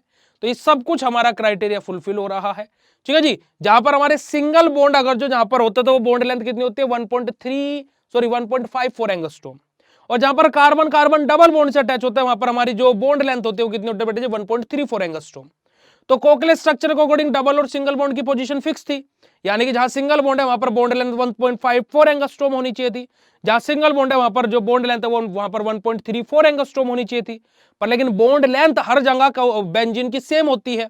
तो जब हमने रेजोनेंस स्ट्रक्चर ऑफ बेंजीन का कॉन्सेप्ट लेकर के आए तो यहां पर हमारी जो बॉन्ड लेंथ निकली, चाहे हमारा ये वाला बॉन्ड हो, चाहे ये हो, चाहे ये हो, चाहे ये हो, चाहे ये हो, चाहे ये हो, हर एक बॉन्ड की बॉन्ड लेंथ हमारी कितनी निकली बेटा जी, 1.39 एंगस्ट्रॉम, यानी कि सेम निकली। और यही हमारा क्या है, रेजोनेंस स्ट्रक्चर ऑफ बेंजीन है। और आई थिंक सो मैं आप लोगों को resonance structure of benzene and Kekule's structure of benzene बहुत सिंपल, सरल और सटीक भाषा में और बहुत ही मजेदार और बहुत ही फनी तरीके से मैं आप लोगों को समझा पाया हूं। अगर जो बात क्लियर हो बेटा जी तो फटाक से चैट सेशन में कंफर्मेशन दे दीजिएगा जी, फटाक से चैट सेशन में कंफर्मेशन दे दीजिएगा बेटा जी, जल्दी से। फिर हम लोग बात करेंगे एरोमेटिसिटी एंड हक्कल रूल के बारे में कि what is aromaticity and what is हक्कल rule. अब देखिए एरोमेटिसिटी भी एक अलग ही कॉन्सेप्ट है अपना, और हक्कल रूल क्या है, वो बोलते हैं ना कि जब सिस्टम में ज्यादा खराबी आ जाए, जब एक मसीहा पैदा होता है उसे, जिसे हम सहनसा कहते हैं, ऐसे हमारे हक्कल सरते। अब ये क्या है भैया, देखिएगा क्या हुआ कि हमारा पहले क्या बोला जाता था, शायद आपने भी कभी ना कभी ये चीज पढ़ी होगी या सुनी होगी कि जो साइक्लिक स्ट्रक्चर है वो एरोमेटिक और जो नहीं है वो नॉन एरोमेटिक है। पर लेकिन कुछ कंपाउंड ऐसे भी होते हैं जो साइक्लिक स्ट्रक्चर होती है पर एरोमेटिक नहीं है, पर फिर भी एरोमेटिक बोला जा रहा है। और कुछ हमारे कंपाउंड ऐसे हैं कि जो एरोमेटिक हैं पर लेकिन उनके पास में स्ट्रक्चर वैसे ना होने की वजह से उनको एरोमेटिक बोला नहीं जा रहा है। अब इस चीज को देख करके हमारे जो हक्कल सर है उनका दिमाग चकराया और उन्होंने कुछ नियम बना दिए कि कोई भी कंपाउंड एरोमेटिक हो सकता है, बस शर्त इतनी है कि वो इन 4 नियम को फॉलो करेगा। यानी कि जो हमारे हक्कल सर थे उन्होंने क्या किया बेटा जी, हमारे 4 नियम बनाए और उन्होंने बोला कि जो भी कंपाउंड एरोमेटिक होगा वो इन चारों नियम को, जो भी कंपाउंड इन चारों नियम को फॉलो कर लेगा वो एरोमेटिक, और जो नहीं कर पाएगा वो नॉन एरोमेटिक। तो यहां पर देखिएगा जरा कि earlier benzene and it's derivative have large resonance energy. देखो मैं एक एक पॉइंट लिखता रहूंगा, उसको याद रखते रहना। मैंने अभी आपको क्या बोली है, बेंजीन और जितने भी उसके डेरिवेटिव होते हैं उनके पास में क्या होता है बेटा जी, लार्ज रेजोनेंस एनर्जी होती है। और इसी वजह से उनको हम क्या बोलते हैं, आर कोल्ड एरोमेटिक कंपाउंड। इसी वजह से वो कंपाउंड्स हमारे क्या कहलाते हैं, एरोमेटिक कंपाउंड कहलाते हैं। और उनके पास में लार्ज रेजोनेंस एनर्जी होने की वजह से एक्स्ट्रा स्टेबिलिटी भी होती है। And their extra stability is refer to their special properties are called aromatic character और एरोमेटिसिटी। क्या बात बोली गई बेटा जी, कि जो हमारे बेंजीन होते हैं और जो उसके डेरिवेटिव कंपाउंड होते हैं उनके पास में लार्ज रेजोनेंस एनर्जी होती है। इसी वजह से उनको हम क्या बोलते हैं, एरोमेटिक कंपाउंड बोलते हैं। और लार्ज रेजोनेंस एनर्जी होने की वजह से उनके पास में एक्स्ट्रा स्टेबिलिटी होती है। और एक्स्ट्रा स्टेबिलिटी होने की वजह से उनकी स्पेशल प्रॉपर्टीज जो रहती हैं वो ही, उसी को हम लोग क्या बेटा जी, हमारा एरोमेटिक कैरेक्टर या फिर एरोमेटिसिटी बोलते हैं। ठीक है जी। But there are various limitation of this concept. पर लेकिन इस जो हमारा कॉन्सेप्ट है इसकी बहुत अलग अलग प्रकार के हमारे क्या बेटा जी लिमिटेशंस है। एक सेकंड प्यारे बच्चों। अब यहां पर क्या बात है बेटा जी, कि लार्ज रेजोनेंस एनर्जी, जैसे पहले क्या होता था कि राजा का बेटा ही राजा बनेगा, ये वाला कॉन्सेप्ट था ना, कि भाई जिसके पास में लार्ज रेजोनेंस एनर्जी है तो उनके पास में एक्स्ट्रा स्टेबिलिटी है, एक्स्ट्रा स्टेबिलिटी है तो उनके पास में स्पेशल प्रॉपर्टीज है, तो वो एरोमेटिक हो गए। अब जो कि एरोमेटिक हो सकते हैं, जैसे कि हमारा साइक्लोब्यूटाडाइन, जैसे कि हमारा साइक्लो ऑक्टाटेट्राइन, हमारा ये हमारे क्या डेरिवेटिव्स हैं, है ना, ऑल्सो शो एरोमेटिसिटी, ये भी हमारे क्या शो करते हैं, एरोमेटिसिटी शो करते हैं। पर लेकिन इनके पास में लार्ज रेजोनेंस एनर्जी या फिर ये सब कुछ ना होने की वजह से इनको एरोमेटिक कैरेक्टर में रखा नहीं जाता। It means aromaticity is not related to the cyclic conjugated polyenes but it is related to the number of pi electrons in the conjugated polyene. तो इसका मतलब क्या हुआ कि ये जरूरी नहीं है कि जिसके पास में लार्ज रेजोनेंस एनर्जी हो, एक्स्ट्रा स्टेबिलिटी हो, वो ही एरोमेटिक हो, या फिर ये जरूरी नहीं है कि जिसके पास में साइक्लिक कॉन्जुगेटेड पोलिन्स हो वो ही एरोमेटिक हो। कोई भी एरोमेटिक हो सकता है। एरोमेटिसिटी किसके ऊपर डिपेंड करती है, नंबर ऑफ पाई इलेक्ट्रॉन्स पर, ना कि लार्ज रेजोनेंस एनर्जी और इन सब चीजों के ऊपर। तो इसी कॉन्सेप्ट को लेकर के जो हमारे हक्कल सर थे उन्होंने कुछ रूल्स दिए। ठीक है, उन्होंने क्या दिया बेटा जी, कुछ रूल्स दिए, उन्होंने कुछ पॉइंट्स बताए कि जो क्या करेगा एरोमेटिक कैरेक्टर। क्योंकि देखो पहले क्या था, राजतंत्र था कि राजा का बेटा ही राजा बनेगा, प्रजा जैसी है वैसी ही रहेगी। फिर अब क्या हुआ, फिर हमारे हक्कल सर का दिमाग घुमा, उन्होंने लोकतंत्र लेकर के आए कि जिसको प्रजा डिसाइड करेगी वो राजा बनेगा। ऐसे हुआ ना भाई। तो ऐसे हमारा क्या है, हक्कल सर ने 4 नियम निकाले। हक्कल रूल्स जो हमारा है कि हमारे जो जर्मन की फिजिसिस्ट थे हमारे हक्कल सर, उन्होंने 1931 में हमें 4 कॉन्सेप्ट दिए हक्कल रूल के नाम से, जिसको हम जानते हैं। ठीक है, ठीक है जी। उसमें हमारा क्या है बेटा जी, जिसको इस रूल को आप लोग 4n+2 पाई रूल के नाम से भी जानते हैं। 4n+2 pi rule. बेटा जी एक बात मैं आप लोगों को सभी को बोलना चाहूंगा कि जो भी एक्स्ट्रा चीजें हैं आपकी लाइफ में, प्रॉब्लम है, गर्लफ्रेंड छोड़ के चली गई है, बॉयफ्रेंड छोड़ करके चला गया है ना, लाइव क्लासेस में रिकॉर्डिंग नहीं दिख रही है या पीडीएफ नहीं मिल रहा है, फलाना ढिंकाना, जितनी भी प्रकार की समस्या है, लाइव क्लास के अंतिम 10 मिनट में ये सब बातें क्या करो। हम आपको पढ़ा रहे हैं और आपका ध्यान है कि हमारे नोट्स नहीं आ पाए हैं। ठीक है बेटा, LER भाई लो रेजोनेंस एनर्जी, LER पर LER लिखा कहां है, sorry LER large resonance energy. भाई इसको शॉर्ट फॉर्म में हमने LERE लिख दिया, लार्ज रेजोनेंस एनर्जी। थोड़ा सा बड़े हो जाइए, है ना, थोड़ा सा मैच्योरिटी लाइए, तीसरे सेमेस्टर में आ गए हैं। ठीक है जी। तो हक्कल सर के रूल को हम लोग 4n+2 पाई रूल के नाम से भी जानते हैं। अब चारों रूल 1 बाय 1 करके समझते रहिएगा।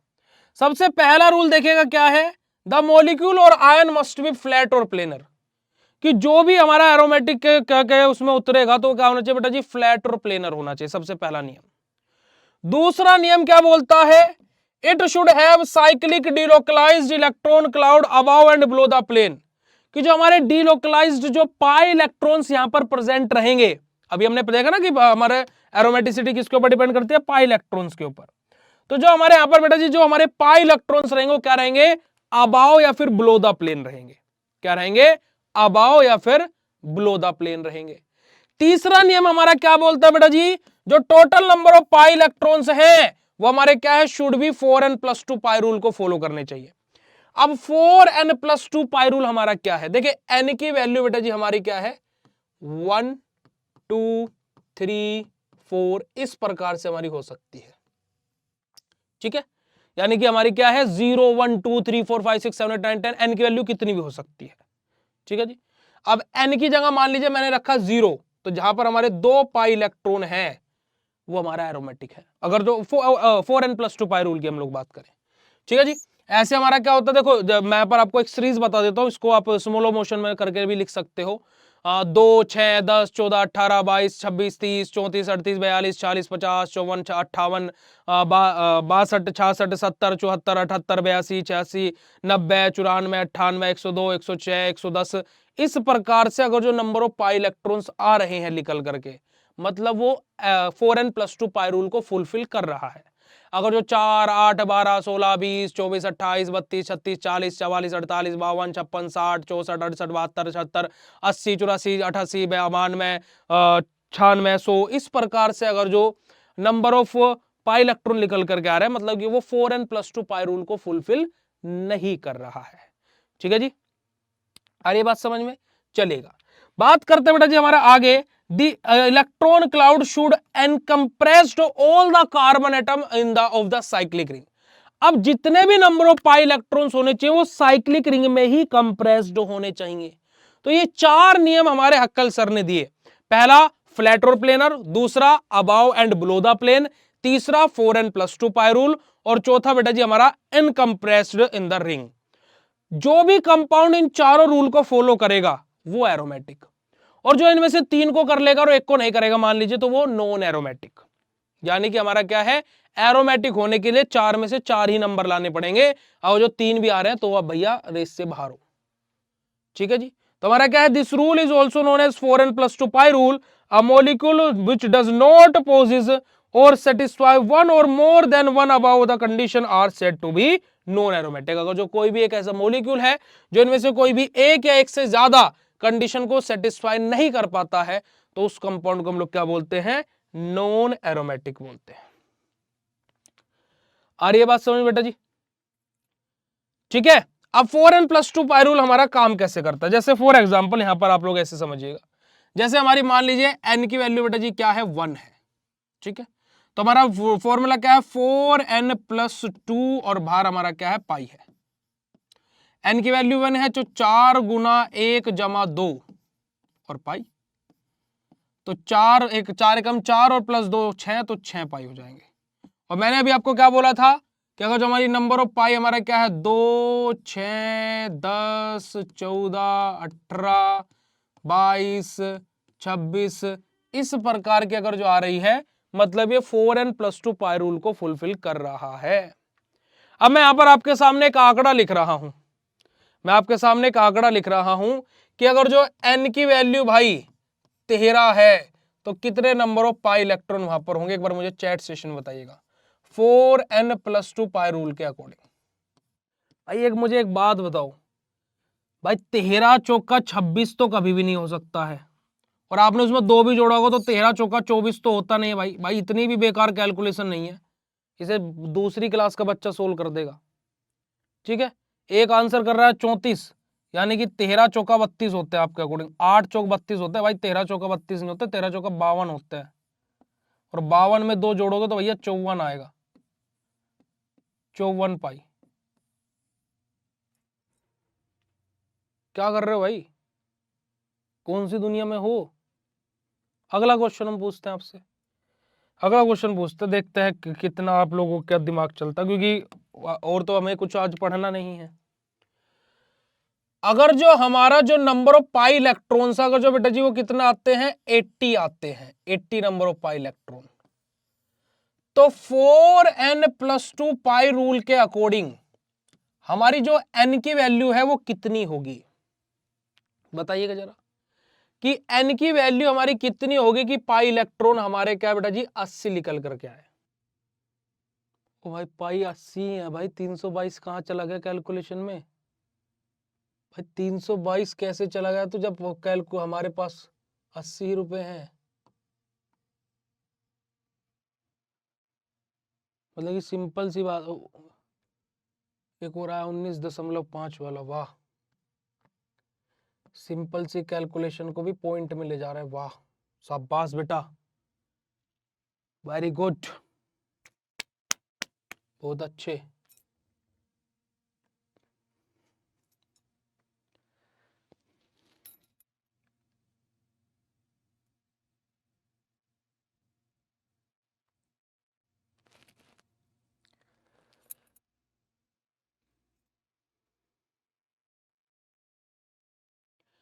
भाई ऐसी कोई वैल्यू इधर लाई ही नहीं करेगी। आप क्या ऐसे 0.5 पाई इलेक्ट्रॉन भी काउंट कर दोगे क्या? है भाई 80 पाई आएंगे ही नहीं इस फॉर्मूला के अकॉर्डिंग तो, क्योंकि कि 80 पाई क्या होता है? 80 पाई क्या होता है? नॉन एरोमेटिक होता है। और नॉन एरोमेटिक क्या 4n+2 पाई रूल को फुलफिल करेंगे? नहीं। तो भाई इसके अकॉर्डिंग तो ये चीज पॉसिबल ही नहीं है। कहाँ जा रहा है आप लोगों का दिमाग?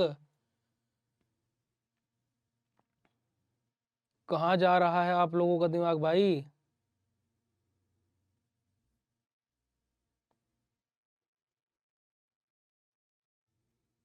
भाई आप लोग 19 आंसर बोल रहे हो, नोट चौक कितना होता है? 76 होता है। 76 जमा 2 करोगे तो 78 बैठेगा, 78।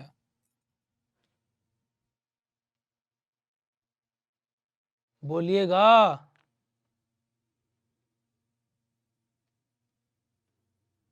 यही तो चीजें हैं बेटा जी, हम लोग गलतियां खुद कर देते हैं और मत दूसरों पर डाल देते हैं कि हो नहीं रहा है ना?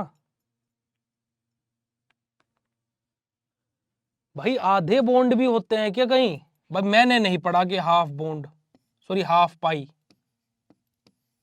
मैंने तो नहीं पढ़ा भाई। 322 वाला नहीं रोक रहा भाई साहब हमसे तो। अखिलेश जी हमारा आपसे पर्सन है बेटा, 322 आप किस लॉजिक से बता रहे हो? प्लीज हमें एक्सप्लेन कीजिएगा। प्यारे बच्चों अभी कोई कमेंट नहीं करेगा। अखिलेश जी आप किस कैलकुलेशन से 322 लिख रहे हो? एक बार या तो आप अपनी कैलकुलेशन की फोटो मुझे व्हाट्सअप कर दो, क्योंकि आपके कैलकुलेशन का मुजस्सिमा हम जरूर देखना चाहेंगे। ठीक है, आप किस कैलकुलेशन को कर रहे हो उस मुजस्सिमा को हम जरूर देखना चाहेंगे। दिली ख्वाहिश हो गई अब हमारी, एक सपना है मेरा कि तेरी कैलकुलेशन में देख करके जावा। चलो 19, 19.5, 20, 22, 18, 17, सब सब मेरा मन झेल गया, सब मेरा मन झेल गया। मेरा दिल बोल रहा कोई बात नहीं, बच्चे कोशिश कर रहे हैं। पर 322 कहां से आया ये? कहां से आया ये आंकड़ा?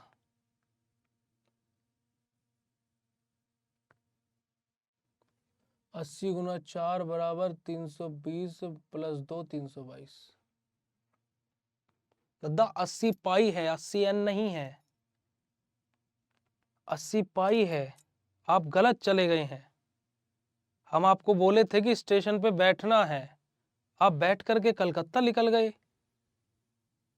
हम आपको बोले हैं कि 80 पाई है तो n की वैल्यू क्या होगी? आपने 80 को n मान लिया। समझे कि नहीं समझे? चलिएगा अगला क्वेश्चन है, क्वेश्चन पूछते हैं क्योंकि आज आप लोगों का टेस्ट लेंगे हम। अगला क्वेश्चन प्यारे बच्चों आप लोगों से ये है, आपको 4n+2 पाई रूल को ये फुलफिल करेगा नहीं करेगा? ये क्वेश्चन ये है कि 4n+2 पाई रूल को हमारा 4n+2 पाई रूल फुलफिल होगा या नहीं होगा। ठीक है, मैं आपके सामने यहां पर नंबर दूंगा तो आपको बताना है कि उतने pi electrons 4n+2 pi rule को फुलफिल करेंगे नहीं करेंगे।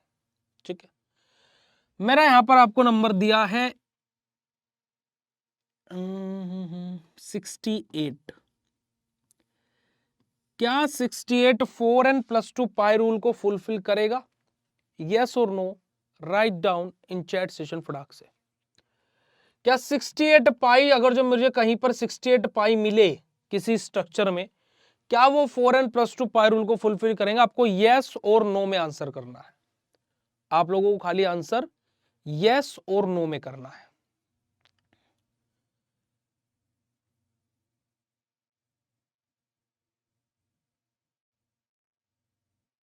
करेगा?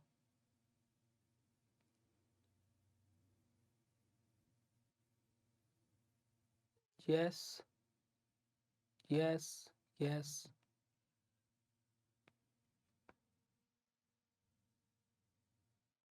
हाँ हाँ, वही मैंने भी बोला बेटा जी कि वो 80 को एन समझ लिए हैं, कोई बात नहीं, होता है, होता है, कोई दिक्कत वाली बात नहीं है। एक बच्चा बोल रहा है नो, नो सर, चलेगा।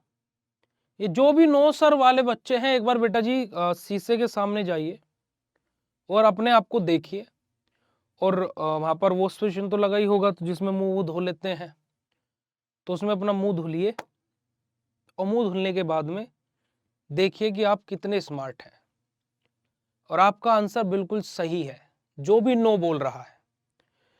बेटा जी देखिएगा कि जो भी शब्द डायरेक्ट 4 से कट जाए वो 4n+2 पाई रूल को फुलफिल कर ही नहीं रहा है। ठीक है, जैसे 68 है हमारा, 4 से कट जाएगा, अगर जो मैं इसको काटने बैठू तो 4 एकन 4 और 2 इधर आ जाएंगे, 17, एन की वैल्यू 17 एग्जैक्ट मुझे वैल्यू मिल जाएगी, यहाँ कुछ रिमाइंडर नहीं बचेगा।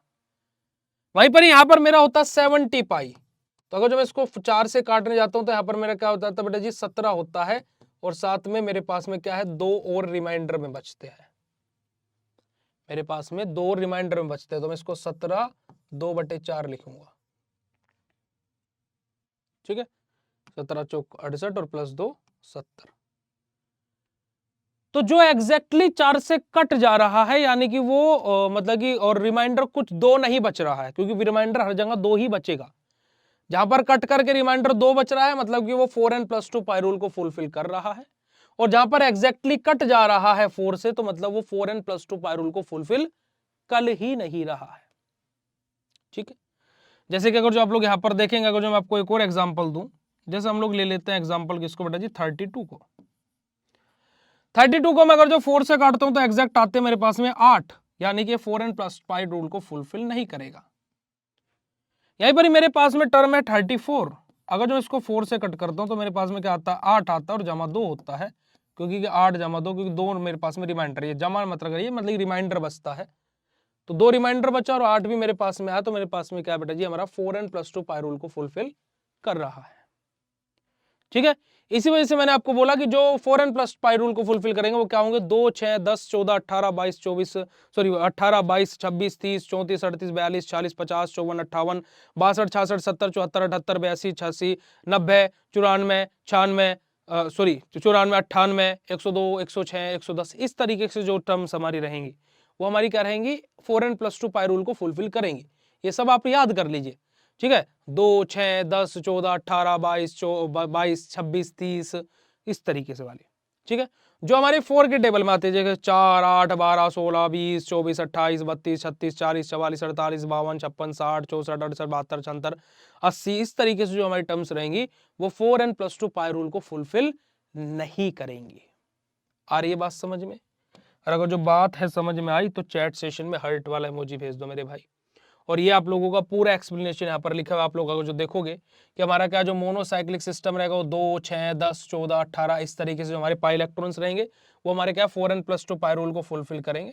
और जो हमारे क्या है जैसे 4 8 12 16 20 24 28 32 तरीके से रहेंगे वो हमारे क्या रहेंगे, एंटी एरोमेटिक रहेंगे, यानी कि वो 4n+2 पाई रूल को फुलफिल करेंगे ही नहीं। और यही आप लोगों का है बेटा जी complete aromaticity and Huckel rule होता है, जो कि यहाँ पर आपके एग्जांपल्स भी दिए हुए हैं, आप लोग अपने एग्जांपल्स को ड्रॉ कर सकते हो। और सेम यही डिट्टो है ना, ऐसे ही एग्जांपल्स आप लोगों के नोट्स के अंदर भी हैं। ठीक है, आप अपने जब ऑल इन वन नोट्स को खोलोगे तो सेम डिट्टो यही वाले एग्जांपल्स आपको पेज नंबर मिलेंगे रिएक्शन ऑफ बेंजीन आ गया है हमारे पास में, पेज नंबर आपके 6 पर आपका हक्कल रूल, सेम यही थ्योरी और पूरे के पूरे आपके यही रूल्स एंड एग्जांपल्स दिए हुए हैं अगर जो आप नोट्स के अंदर देखोगे। ठीक है जी, ओके, ये रहे। ठीक है प्यारे बच्चों, तो आप लोगों के नोट्स के अंदर जो आपके घर पर आते हैं, अदरवाइज जो डिजिटल कोर्स वाले बच्चे जो पीडीएफ आपके कोर्स के अंदर अपलोडेड है, आप वहां पर चेकआउट कर सकते हैं। क्या है रिएक्शन ऑफ बेंजीन, जहां पर हमारी Friedel Crafts alkylation, Friedel Crafts acylation, halogenation, sulphonation, nitration, ये सब हमारी रिएक्शंस थी। जहां पर हम लोग हमारा सल्फोनेशन के बारे में पढ़ रहे थे, जो कि हमारा लेक्चर बीच में बंद हो गया था, बट अब आज हम दोबारा से सल्फोनेशन से ही आज का अपना लेक्चर स्टार्ट करेंगे जी। ठीक है, तो रिएक्शन ऑफ बेंजीन में अगर जो हम लोग बात करते हैं, तो अगर जो यहां पर बात की जाए तो हमारा सबसे पहली रिएक्शन आ जाती है सल्फोनेशन। अब यहां पर अगर जो मैं बात करता हूं तो जो हमारा बेंजीन है, मैं पहले आपके सामने रिएक्शन लिखूंगा। जो हमारा बेंजीन है, ये बेंजीन हमारा रिएक्ट करता है सल्फ्यूरिक एसिड के साथ में, यानी कि H2SO4 के साथ में, in the presence of dilute sulphuric acid, यानी कि डाइल्यूट H2SO4 की प्रेजेंस में, जहां से हमारा क्या होता है, बेंजीन सल्फोनिक एसिड यानी कि C6H5SO3H हमारा फॉर्म होता है और वाटर मॉलिक्यूल्स यहां से रिमूव आउट हो जाते हैं। ठीक है, जैसे अगर जो मान लीजिए सल्फोनेशन ऑफ बेंजीन से आपका 2 मार्क्स में क्वेश्चन आया, तो आप थ्योरी और ये रिएक्शन लिख करके छोड़ सकते हो, पर लेकिन 7 और 10 नंबर में अगर जो रिएक्शन ऑफ बेंजीन से क्वेश्चन आ जाए, तो हम लोगों को वहां पर मैकेनिज्म, ठीक है, मैकेनिज्म भी एड ऑन करना पड़ेगा, जहां पर सबसे पहला स्टेप आ जाता है हमारा जनरेशन ऑफ इलेक्ट्रोफाइल। अगर जो आप लोग देखेंगे तो पहला स्टेप आ जाता है जनरेशन ऑफ इलेक्ट्रोफाइल। अब देखिए, अब ये स्टेप ऐसा नहीं कि ये खाली सल्फोनेशन में है, आपका नाइट्रेशन आएगा वहां पर भी पहला स्टेप यही रहेगा, आपका हेलोजिनेशन आएगा वहां पर भी पहला स्टेप आप लोगों का यही रहेगा प्यारे बच्चों। ठीक है जी, अब यहां पर अगर जो मैं बात करता हूं, तो यहां पर हमारा पहला स्टेप आ जाता है जनरेशन ऑफ इलेक्ट्रोफाइल। तो इलेक्ट्रोफाइल का जनरेशन मैंने क्या बोला था, जिसकी प्रेजेंस में और जिसके साथ रिएक्शन हो रही हो, ये दोनों मिलकर के हमारा इलेक्ट्रोफाइल का जनरेशन करते हैं। तो यानी कि क्या होगा, हमारा स्टेप नंबर 1 जो हमारा रहेगा, स्टेप नंबर 1 जो हमारा रहेगा वो क्या रहेगा प्यारे बच्चों, हमारा H2SO4 जो है, H2SO4 जो है वो किसके साथ में, H2SO4 के साथ में ही रिएक्शन करेगा, और जहां से हमारा क्या बनेगा बेटा जी, जहां से हमारा क्या बनेगा, SO3 हमारा यहां से रिमूव आउट हो जाएगा, और मान लीजिए हमारा इस SO3 यहां से निकला, तो यहां पर एक ऑक्सीजन बचा है, 2 हाइड्रोजन बचे हैं, एक हाइड्रोजन यहां से टूट करके यहां पर आएगा, तो एक 3 हाइड्रोजन होगा, H3O पॉजिटिव बचेगा और HSO4 नेगेटिव बचेगा। ये हमारा हो गया इलेक्ट्रोफाइल का जनरेशन। सेकेंड स्टेप में हमारा आ जाता है कार्बोकैटायन इंटरमीडिएट का फॉर्मेशन। हमारा सेकेंड स्टेप हमारा क्या जाता है, कार्बोकैटायन इंटरमीडिएट का बनना। अगर जो आप यहां पर देखेंगे तो सेकेंड स्टेप हमारा क्या होता है, फॉर्मेशन ऑफ कार्बोकैटायन इंटरमीडिएट। अब कार्बोकैटायन इंटरमीडिएट बनाने के लिए हमारा क्या होगा, जो हमारा SO3 यानी कि सल्फर ट्राइऑक्साइड बना था, वो बेसिकली बेंजीन के ऊपर अटैक करेगा। यानी कि यहां पर हमारी क्या कंडीशन बनेगी कि जो हमारा ये सल्फर ट्राइऑक्साइड है और जो ये बेंजीन है, ये आपस में रिएक्शन करेंगे। ये क्या करेंगे बेटा जी, हमारे आपस में रिएक्शन करेंगे। ठीक है, अब जब ये आपस में रिएक्शन करेंगे तो यहां पर कार्बोकैटायन इंटरमीडिएट कहां पर फॉर्म होगा, in the centre of benzene. यानी कि हमारा यहां पर क्या होगा, इसी स्टेप में ये SO3 तो इस पोजीशन पर अटैच हो रहा होगा, और मैंने आपको क्या बोला था कि बेंजीन के जिस भी कार्बन से जाकर के कोई भी सब्सटेंस आकर के अटैच हो रहा है, यानी कि वहां से हाइड्रोजन डिसअटैच होगा, यानी कि वहां से हाइड्रोजन निकलेगा। यानी कि हमारा क्या होगा, यहां पर इसी स्टेप में क्या होता हुआ दिखाई देगा हम लोगों को, हमारा कार्बोकैटायन इंटरमीडिएट हमें बना हुआ दिखाई देगा। साथ ही साथ हमारा यहां से जो हाइड्रोजन है वो हमारा यहां से निकलता हुआ रहेगा, और जो SO3 है ये हमारा यहां पर बॉन्ड बनाता रहेगा, ये हमारा बॉन्ड यहां पर मेकिंग करता रहेगा। तो हमारा क्या होगा, कार्बोकैटायन इंटरमीडिएट का फॉर्मेशन हो जाएगा जी। समझ में आई बात या नहीं आई, यस और no, write down in chat फटाक से, समझ में आ गई बात। तो यहां अगर जो मैं देखूं तो भाई ये क्या है कि ये हमारा क्या है बेटा जी, नेगेटिव, ये पॉजिटिव चार्ज रहेगा इस पर, और इस पर हमारा क्या रहेगा, नेगेटिवली चार्ज रहेगा। ठीक है, अब जब हमारा ये स्टेप आया, ठीक है जी, अब कार्बोकैटायन इंटरमीडिएट हमारा बना, तो यहां पर हमारा क्या होगा, हमारा अगला स्टेप जो आएगा, स्टेप नंबर 3 जो हमारा आएगा, स्टेप नंबर 3 जो हमारा आएगा वो क्या आएगा बेटा जी, लॉस ऑफ प्रोटॉन। क्या आएगा, क्या आएगा, loss of proton, loss of proton. यानी कि हमें इस H पॉजिटिव का लॉस होगा, नुकसान होगा, H पॉजिटिव यहां से बाहर निकल जाएगा।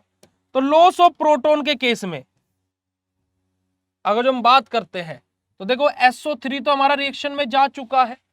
अब H पॉजिटिव को पॉजिटिव चार्ज एक्सेप्ट करेगा, नेगेटिव चार्ज, तो आप बोलोगे कि नेगेटिव चार्ज। यानी कि हमारा यहां से क्या होगा, सिंपल सा हमारा जो बेंजीन है जिसके पास में कार्बोकैटायन बना हुआ है, ये जो हमारी बेंजीन है ये वाली, ठीक है, ये हमारी जो है, जो ये H पॉजिटिव है और SO3 नेगेटिव है, और ये बीच में हमारा क्या है, कार्बोकैटायन इंटरमीडिएट है। ये किसके साथ में रिएक्शन करेगा बेटा जी, HSO4 नेगेटिव के साथ में, HSO4 नेगेटिव के साथ में। यहां से हमारा क्या बनेगा, ये H जो पॉजिटिव है ये इसके साथ में मिल जाएगा और ये क्या बना लेगा बेटा जी, H2SO4 का फॉर्मेशन कर लेगा। ठीक है जी। अब यहां पर हमारा क्या बनेगा, जो का त्यों रहेगा, कुछ नहीं होगा, यहां पर हमारा सिंपल सा हमारा SO3 नेगेटिव हमारा यहां पर अटैच रहेगा। तीसरा स्टेप हो गया बेटा जी क्या, लॉस ऑफ प्रोटॉन। चौथा स्टेप होगा gain of proton. Step number 4 जो हमारा आएगा वो क्या आएगा बेटा जी, gain of proton, gain of proton. अब गेन ऑफ प्रोटॉन का क्या मतलब है जी, अब देखो ये भी रिएक्शन में जा चुका है और ये भी, ये बचा हुआ है और ये हमारा है ही, तो हमारा क्या रहेगा, देखिएगा जरा, जो हमारा ये बना हुआ है प्यारे बच्चों SO3 नेगेटिव, ये हमारा किसके साथ में, H3O पॉजिटिव के साथ में रिएक्शन करेगा। अब इसका एक H पॉजिटिव यहां जाकर के मिल जाएगा तो ये क्या बना देगा बेटा जी, जरा अगर जो आपको रिएक्शन याद आ रही हो, ये बेंजीन सल्फोनिक एसिड बन गया क्या, और यहां पर क्या बचेगा, H2O बचेगा, जो कि हमारा ज्यों का त्यों बाहर आ जाएगा H2O। और अगर जो आप देखोगे तो स्टार्टिंग प्रोडक्ट यही था और एंडिंग प्रोडक्ट हमारा यही है, और यही हमारा क्या होता है, सल्फोनेशन ऑफ बेंजीन होता है। अगर जो बात क्लियर हो गई तो फटाक से चैट सेशन में कंफर्म कर दीजिएगा, फिर हम लोग मूव करेंगे नाइट्रेशन की तरफ। Right down in chat session बेटा जी, फटाक से जल्दी से चैट सेशन में कंफर्म कर दीजिए बेटा जी। क्लियर है प्यारे बच्चों बात, चलेगा। अब अगली रिएक्शन की तरफ मूव करते हैं और नेक्स्ट रिएक्शन हमारी क्या आ जाती है, नाइट्रेशन आ जाती है। नाइट्रेशन में हमारा क्या होता है जी, जो हमारा बेंजीन है, जो हमारा बेंजीन है, ये रिएक्शन करता किसके साथ में, नाइट्रिक एसिड के साथ में, यानी कि HNO3 के साथ में, in the presence of dilute sulphuric acid, यानी कि H2SO4 की प्रेजेंस में रिएक्शन होगी। और यहां से हमारा बनेगा क्या, देखो ये NO2 यहां से टूटेगा और यहां जाकर के अटैच हो जाएगा, तो यहां पर क्या होगा बेटा जी, हमारा नाइट्रोबेंजीन बन गया, नाइट्रोबेंजीन, और यहां का एक हाइड्रोजन और एक हाइड्रोजन, दो हाइड्रोजन और एक ऑक्सीजन मिलकर के H2O का फॉर्मेशन कर ले। रिएक्शन तो हमारी ये होती है जी, ठीक है, रिएक्शन तो हमारी ये होती है जी, ठीक है, रिएक्शन तो हमारी ये होती है जी। अब उसी के साथ साथ हम लोग बात करते हैं मैकेनिज्म के बारे में। मैकेनिज्म हमारा क्या बोलता है, मैकेनिज्म में हमारा पहला स्टेप क्या रहेगा प्यारे बच्चों, जल्दी बताना। स्टेप नंबर 1 में हमारा क्या था, जनरेशन ऑफ इलेक्ट्रोफाइल। या इलेक्ट्रोफाइल किस किस के रिएक्शन से बनता है, जिसकी प्रेजेंस में रिएक्शन हो रही हो और जिसके साथ रिएक्शन हो रही हो। अब यहां पर इलेक्ट्रोफाइल हमारा 2 स्टेप में बनेगा जी, कैसे देखिएगा, देखिएगा जो हमारा H2SO4 है, जब हम इसको हीट करेंगे तो हमारा किस में टूटेगा, ये H पॉजिटिव में टूटेगा और HSO4 नेगेटिव में टूटेगा। ठीक है, हमने ऐसा क्यों किया, क्योंकि हमें इस H पॉजिटिव की आवश्यकता है। कैसे, जो हमारे HNO3 है, ये जो H पॉजिटिव है ये किसके पास में जाएगा, हमारा HNO3 के पास में जाएगा, जहां से हमारा क्या बनेगा बेटा जी, यहां से हमारा बनेगा H2O, यानी कि वाटर मॉलिक्यूल्स बाहर आ जाएंगे और NO2 हमारा बनेगा, क्या बनेगा, NO2 और H2O। ठीक है जी, जनरेशन ऑफ इलेक्ट्रोफाइल हो गया। चलिए दूसरा स्टेप हमारा क्या था मेरे बच्चों को, जो आप लोगों को याद होगा, स्टेप नंबर 2 था हमारा formation of carbocation intermediate. Carbocation कैसे बनेगा? जो हमारा बेंजीन है, जो हमारा बेंजीन है उसके ऊपर हमारा ये अटैक करेगा NO2, NO2 अटैक करेगा। जब NO2 बेंजीन के ऊपर अटैक कर रहा है तो यहां से हमारा क्या होगा? At the centre of the हमारा क्या होगा बेटा जी? कार्बोकैटायन हम लोग रिप्रेजेंट करेंगे, क्योंकि हमारा क्या है? H पॉजिटिव अभी निकला नहीं है और NO2 नेगेटिव हमारा आकर के जुड़ने लग रहा है। ठीक है जी, ये हमारा होगा। ठीक है, हमारा NO2 आकर के, माफ कीजिएगा, NO2 नेगेटिव हमारा आकर के जुड़ रहा है। अब बात करते हैं तीसरा स्टेप। स्टेप नंबर 3 हमारा क्या था?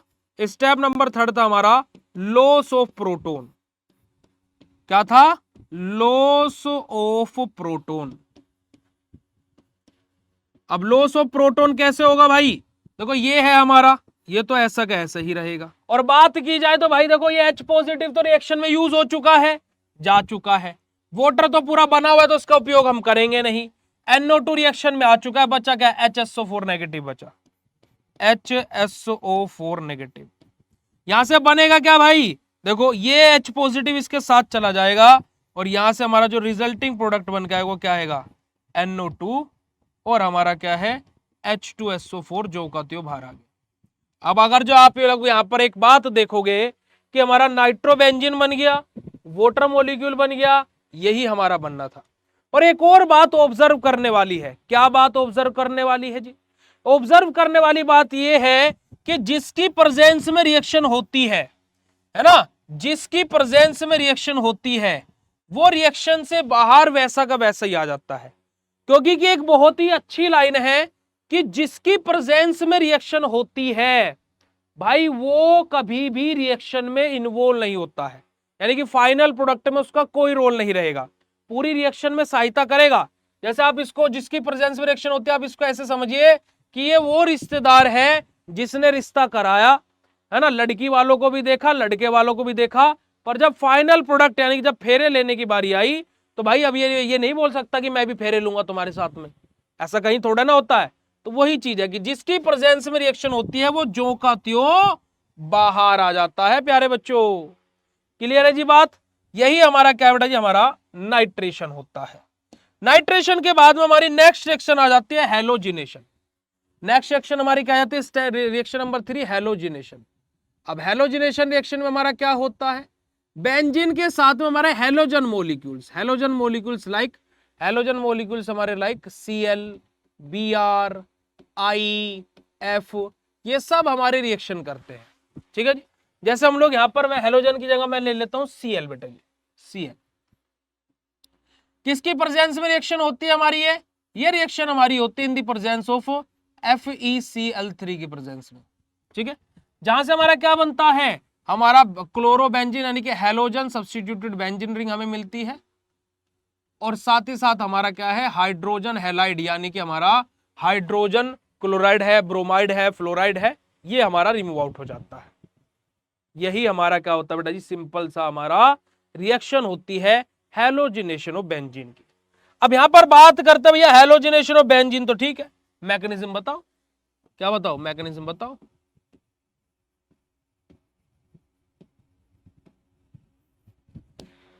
है ना जी? इतनी बात क्लियर हो रही है सभी को? यस और नो? जल्दी से फटाक से चैट सेशन बोल दो। अब बात करते हैं बेटा जी हमारा हैलोजिनेशन के बारे में। हैलोजिनेशन क्या होता है? ठीक है, हैलोजिनेशन में हमारा क्या होता है बेटा जी? हमारा मैकेनिज्म के बारे में बात करें तो भाई स्टेप नंबर 1 हमारा क्या होगा? Generation of electrophile. इलेक्ट्रोफाइल कैसे बनेगा भाई? जिसके साथ में रिएक्शन हो रही है एक तो वो रहेगा भैया, और जिसके प्रेजेंस में रिएक्शन हो रही है वो रहेगा, वो दोनों रहेंगे। ठीक है, ओए इसको AlCl3 कर लीजिएगा, इसको AlCl3 कर लीजिएगा। ठीक है, चलो अब भैया इलेक्ट्रोफाइल कैसे बनेगा? सिंपल सा हमारा होगा भैया क्या? हमारा Cl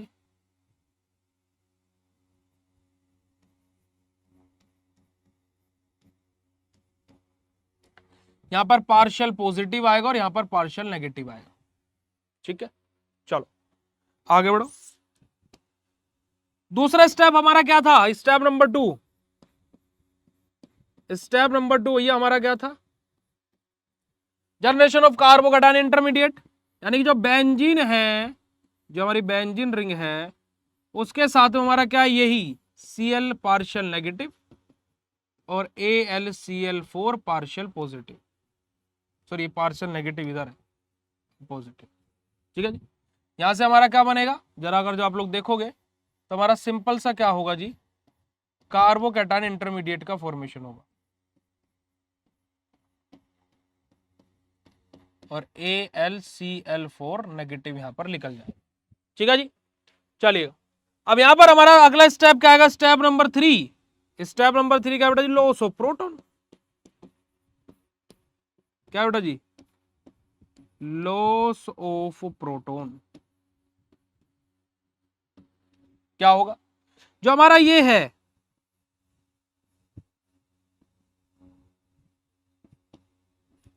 ठीक है, H पॉजिटिव था, Cl नेगेटिव था और हमारा AlCl4 नेगेटिव। ये H पॉजिटिव इस यहाँ के Cl के साथ में जाएगा बेटा जी, तो यहां से हमारा क्या बना लेगा, HCl बना लेगा। अब देखो एक Cl यहां से निकला, ये H भी निकल गया, तो क्या बनेगा, AlCl3 बचेगा और ये क्या बचेगा बेटा जी, हमारा क्लोरोबेंजीन। और यही हमारी रिएक्शन होती है भाई। जरा अगर जो आप कोर फरमाएंगे, ये रहा प्रोडक्ट और जिसकी प्रेजेंस में रिएक्शन हो रही थी वो ज्यों का त्यों बाहर आ गया। और यही हमने आपको सिखाया अभी कि जिसकी प्रेजेंस में होती है रिएक्शन वो ज्यों का त्यों बाहर आ जाता है। क्लियर है जी बात? अगर जो बात क्लियर हो तो फटाक से चैट सेशन में कंफर्म कर दीजिएगा। बात करते हैं फ्रीडल क्राफ्ट एल्काइलेशन रिएक्शन के बारे में। रिएक्शन नंबर 4 हमारी क्या है कि फ्रीडल क्राफ्ट एल्काइलेशन रिएक्शन, जहां पर बेंजीन जो है वो रिएक्शन करते हैं किसके साथ में बेटा जी, एल्काइल हैलाइड के साथ में, जैसे कि हमारा CH3Cl। In the presence of AlCl3 की प्रेजेंस में हमारी रिएक्शन होती है, जहां से हमारा क्या बनता है बेटा जी, एल्काइल सब्स्टिट्यूटेड बेंजीन, यानी कि जो एल्काइल ग्रुप है वो बेंजीन के साथ में जाकर के जुड़ जाता है और जो हमारा क्या है हैलोजन ग्रुप लगा है वो हमारा हाइड्रोजन के साथ में बाहर आ जाता है। बिल्कुल ditto same to same halogenation वाली रिएक्शन फॉलो करनी है। और आप मुझे बता दीजिएगा बस जहां पर हमारा CH3 लगा, जहां पर Cl लगा था वहां पर CH3 आ जाएगा। देखो जरा मैकेनिज्म के बारे में बात करते हैं।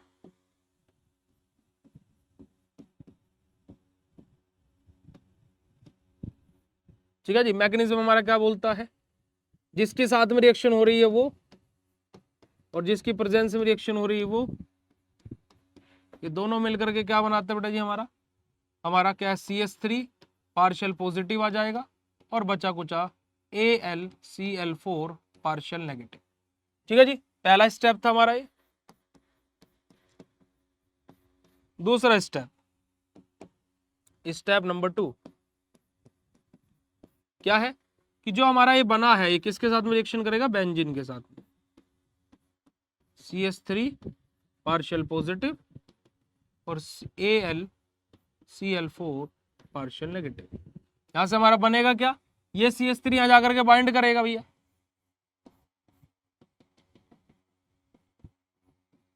हाइड्रोजन और CH3 और हमारे यहां पर क्या जाएगा, AlCl4 नेगेटिव। स्टेप नंबर 3 हमारा क्या आएगा बेटा जी, loss of proton. Loss of proton, यहां से हमारा क्या होगा, जो हमारा बना हुआ है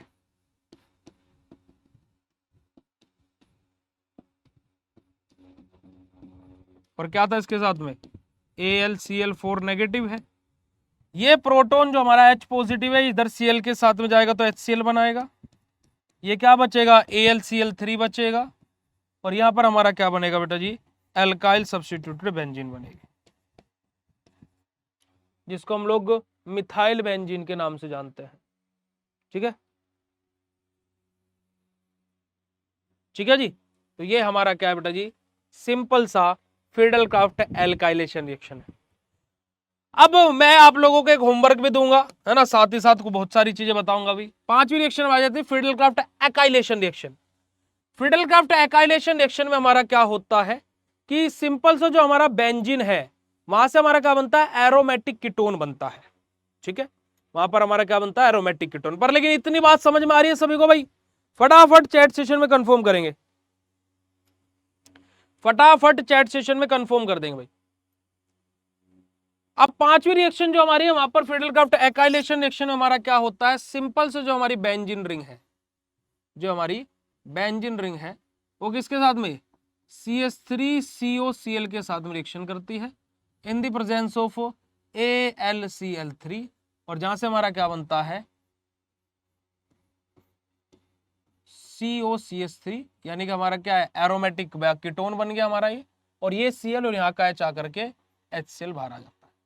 इसका जो मैकेनिज्म होगा जैसा एल्काइल हेलोजिनेशन का था और फ्रीडल-क्राफ्ट एल्काइलेशन का था, वैसा ही इसका भी मैकेनिज्म है, और इसके मैकेनिज्म के आप लोग खुद से प्रैक्टिस करेंगे। नहीं बनता है कोई दिक्कत वाली बात नहीं, आपके पुनीत भैया आपके लिए बैठे हुए हैं।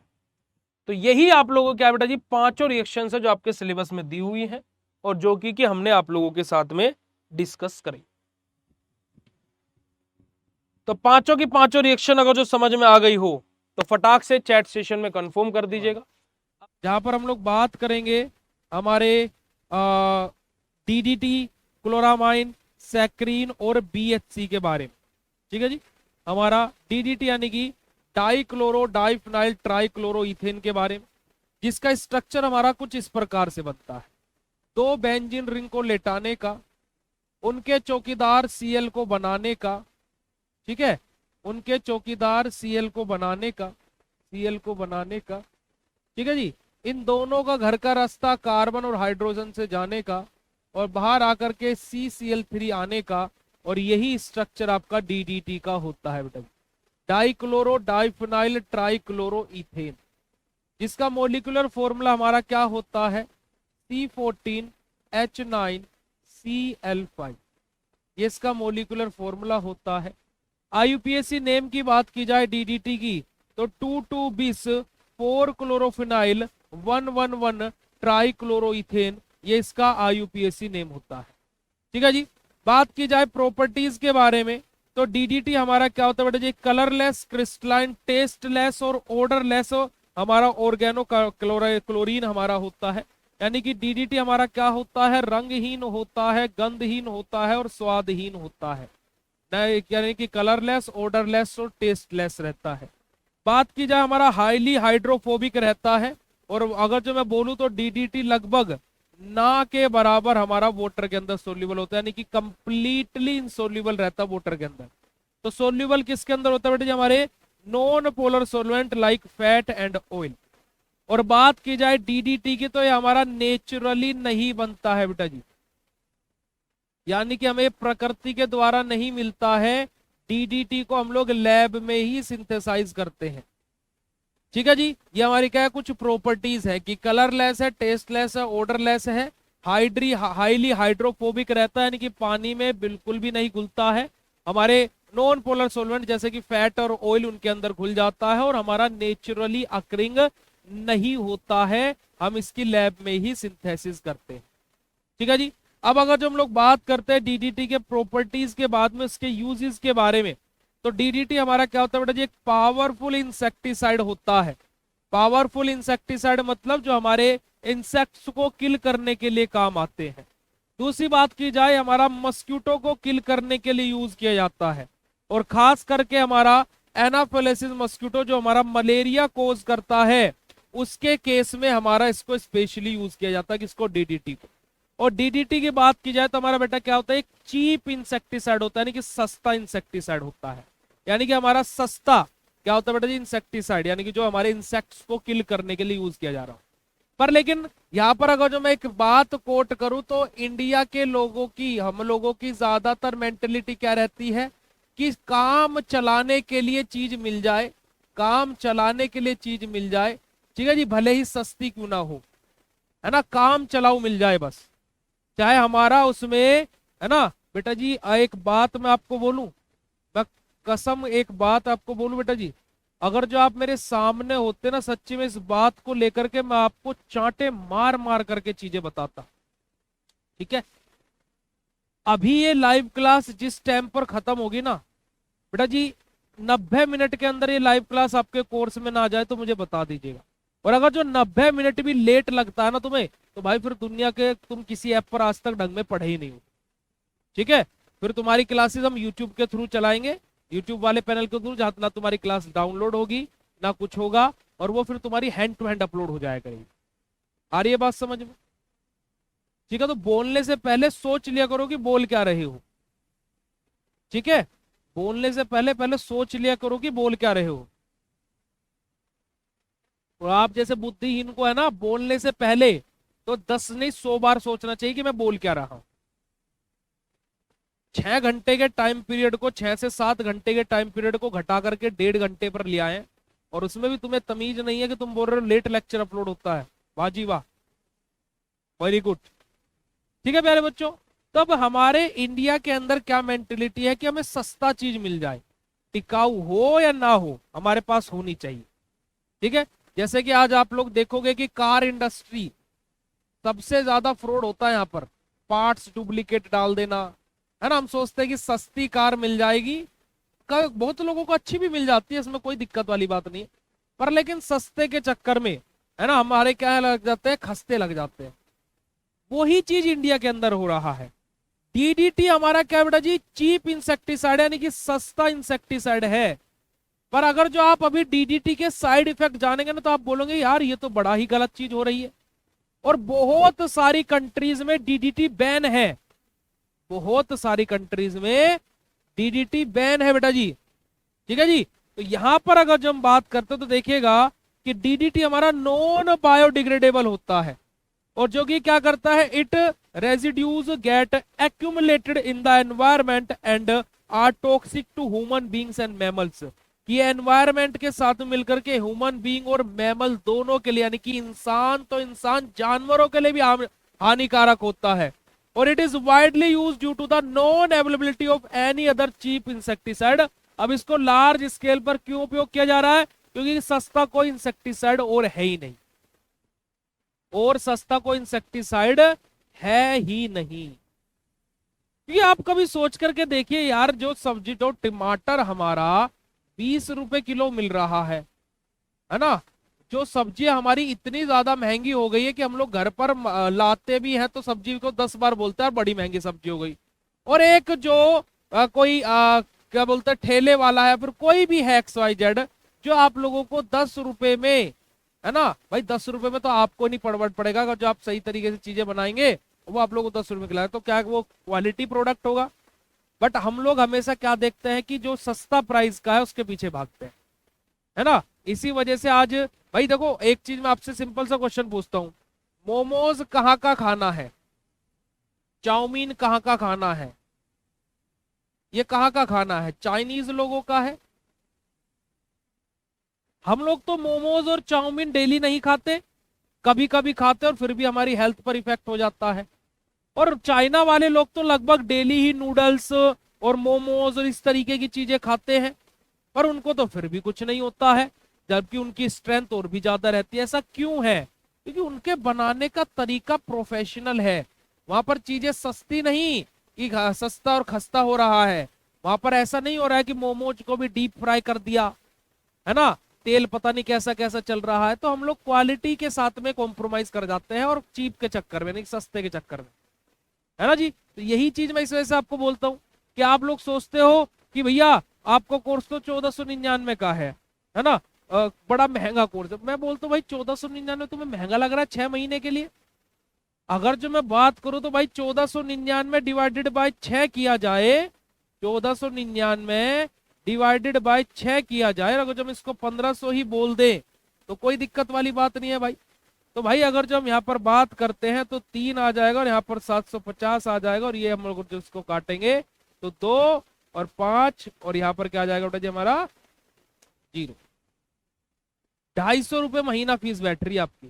भाई आज एक ट्यूशन वाला बच्चा भी जो 6ठी 7वीं में पढ़ रहा है ना, वो भी 500 रुपए दे देता है ट्यूशन के, और तुम्हें एक महीने के ट्यूशन फीस 250 रुपए देनी पड़ रही है। और उसमें भी नोट्स भी हम ही तुम्हें दे रहे हैं, उसमें हम ही तुम्हें इंपोर्टेंट क्वेश्चन भी दे रहे हैं, और उसमें भी तुम्हें ज्यादा लगता है। तो ये मेंटेलिटी है, मेंटेलिटी की तो बात है भाई, है ना, ये मेंटेलिटी की तो बात है। तब देखिए कि कितना ज्यादा, ऐसा नहीं है कि लोगों को कैंसर एवं ही हो जा रहा है, भाई आज के टाइम पर अभी जब मैं बीएचसी पर आ रहा हूँ, डीडीटी के बाद में अब हम बीएचसी पर आ रहे हैं, अभी ये इनसे भी बड़े हैं। ये जो बीएचसी वहां से है ना बेंजीन हेक्साक्लोराइड, वो डीडी से भी ऊपर है, अभी देखेगा। बेंजीन हेक्साक्लोराइड जिसका फॉर्मूला होता है C6H6Cl6।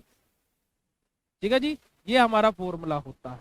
अगर जो बेंजीन हेक्साक्लोराइड का स्ट्रक्चर बनाया जाए तो बेंजीन हेक्साक्लोराइड का स्ट्रक्चर हमारा कुछ इस प्रकार से बनता है। This is the structure of our benzene hexachloride, HCl HCl HCl और HCl और HCl और H और C। ये हमारा बेंजीन हेक्साक्लोराइड का फॉर्मूला होता है। ठीक है जी, जिसका आईयूपीएसी नेम होता है 1 2 3 4 5 6 हेक्साक्लोरोसाइक्लोहेक्सेन, और जिसका फॉर्मूला होता है C6H6Cl6। यही हमने आपके लिए लिखा हुआ है। अगर जो मैं इसकी प्रॉपर्टीज की बात करता हूं बेंजीन हेक्साक्लोराइड के, तो बेंजीन हेक्साक्लोराइड हमारा कब क्या होता है बेटा जी, डीडीटी क्या था, कलरलेस था। बेंजीन हेक्साक्लोराइड क्या होता है, व्हाइट कलर का होता है। प्रॉपर्टीज के बारे में बात की जाए तो बेटा जी बेंजीन हेक्साक्लोराइड क्या है, हमारा व्हाइट कलर का होता है।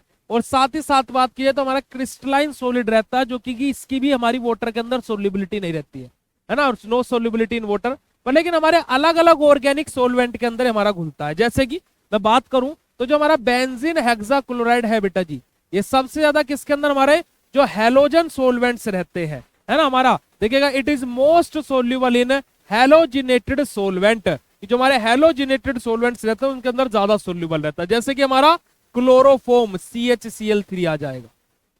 ठीक है जी, अब इससे लेस सोल्यूबल है ना, इनसे लेस सोल्यूबल रहता है किसके अंदर बेटा जी, हमारे ईथर के अंदर, सॉरी एस्टर्स के अंदर, माफ कीजिएगा, एस्टर्स के अंदर और हाइड्रोकार्बन के अंदर।